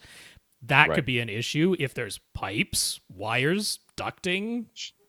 I mean, the surrounds that I guess your surrounds, which are behind you, those are also like right near an opening. You don't know what's going to be behind there. They take, they're not spacing these things out so that you have the most bay space in there. What they're doing is they are building it normally. They're like, oh, and here's where the door starts. Okay, well, we went 18 inches from from the wall there, from where it met the exterior wall and the interior wall, and then we needed it just goes 6 more inches. Okay, so we got 6 more inches. You've got it right in the middle. Could be right in the middle of a 2x4 that's going to be going up there. So suddenly you can't have it exactly where you want it to be. So these are. They're moving into their full. It looks like that this might have that there might be still be in the building process. I don't know if that's the case. Then you can at least see things while they're open, and make some more informed decisions. But just be aware. I mean, I know that, like you said, you want in walls and ceilings, man. That's between you and the gods you serve. Me, if there's any way that I can convince you not to, then I think you really shouldn't. So for subwoofers, he's thinking DIY. There are plans for a dual 12-inch Dayton sub, so he was thinking of making 2 of those, 4 12-inch drivers total, and putting them into diagonally opposite corners of the family room. Thoughts? I don't care where you put them in that room. Yeah, I mean, here the placement thing, because we're dealing with essentially this big L, Right. Yeah, the diagonally opposite within the family room is neither here nor there. That's, I mean, in fact, you might, I mean, just you need to be open to placing them all the places in that room. I mean, just eyeballing it, it might actually be the case that, so he's got one in what would be the front right corner of his family room, which is essentially the halfway point of the full width of the family room and kitchen shared. So having the other sub like directly across from that, so it's like in what would be the rear right corner of the family room, that might be the same. But then again, you've still got this other space going into the foyer and living room. So all of it is, as far as placement, who knows? Now, what you're talking about output-wise actually sounds pretty reasonable. You got a heck of a lot of air to try and displace. I just want to warn you, if you're not like somebody who really finds enjoyment in building things, sure, just factor in your time and how much you think you're worth an hour to do these things. Because I spent just the other day, my wife and I were talking about this, and I was talking about that Friday that I spent getting all that shrapnel out of my backyard. And she said, next time you do this, I said, no, I'm never doing it again. Yeah. She looked at me, she said, what? I said, I'm never doing it again. Gonna hire somebody. I spent all day doing this, and I could have been doing work. I could have been doing anything other than that. And if you factor in how much I think I'm worth, there is no way I couldn't have paid a couple of guys with a trailer to come over here and take care of this crap for me. There's just no amount of money that they could have possibly reasonably quoted me that I wouldn't have thought, yeah, that's reasonable. And I will pay you to do this for me not to have to do it. So if you are somebody that loves building things and stuff like that, great. But you need to factor in not only your time, the materials, everything else you would put into it, but how ugly it's going to look compared to something you could buy off a shelf from SVS. Although if you're good at it, it might look better than anything you would buy at that price. So. That's what I'm saying. You factor all those things in. If it's going to look better because you're so great at it and you love doing it, well, then the opportunity cost is zero. Yeah. And then it's worth it. If you're like, I read on the forum that these are really easy to do. You might want to read. Well, because I mean, I would say obviously you're familiar with Monoprice, and they have that dual, was it dual 12 or dual 15 that they just came out with? That was just announced. They've got a I can't remember if it's dual 12 or dual 15, but they do have a dual one. But they also just have their regular 15-inch ported, which is what is it, $1,300 shipped? It's pretty reasonable. So. I don't know, man. I'm just saying to take a peek at Monoprice's monolith ported subwoofers, and that might be enough for you to go, oh yeah, that saves me a pile of time and actually costs about the same. I'm looking at this foyer too, and they've got these dotted lines across each side of it. I'm wondering if they're supposed to be pocket doors. I don't think so. I think that might be more of like a ceiling thing. Maybe. Yeah. Okay. So I mean, I'm just looking at it and just because it looks like the family room has the dotted lines too, and I'm betting that's a like a raised ceiling, like a tray ceiling. Raised ceiling, maybe. Yeah. Okay. All right.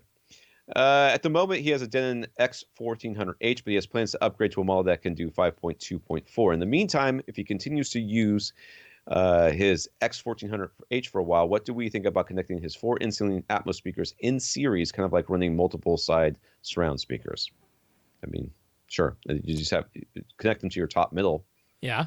And you could. Although, I mean, how easy is it to rewire your in-ceiling speakers? Because if that's going to be a pain, I kind of probably wouldn't do it.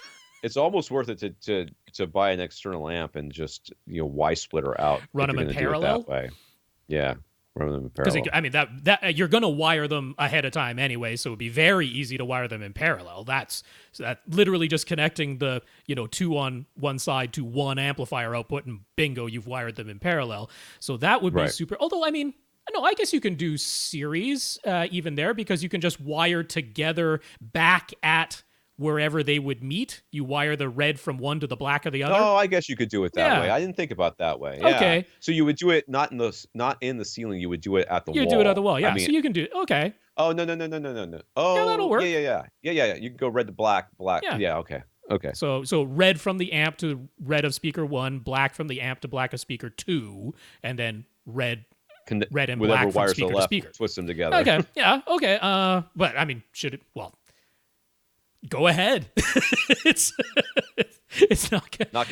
Knock yourself out. Yeah, dude. it's and if you hate the results, undo it. There.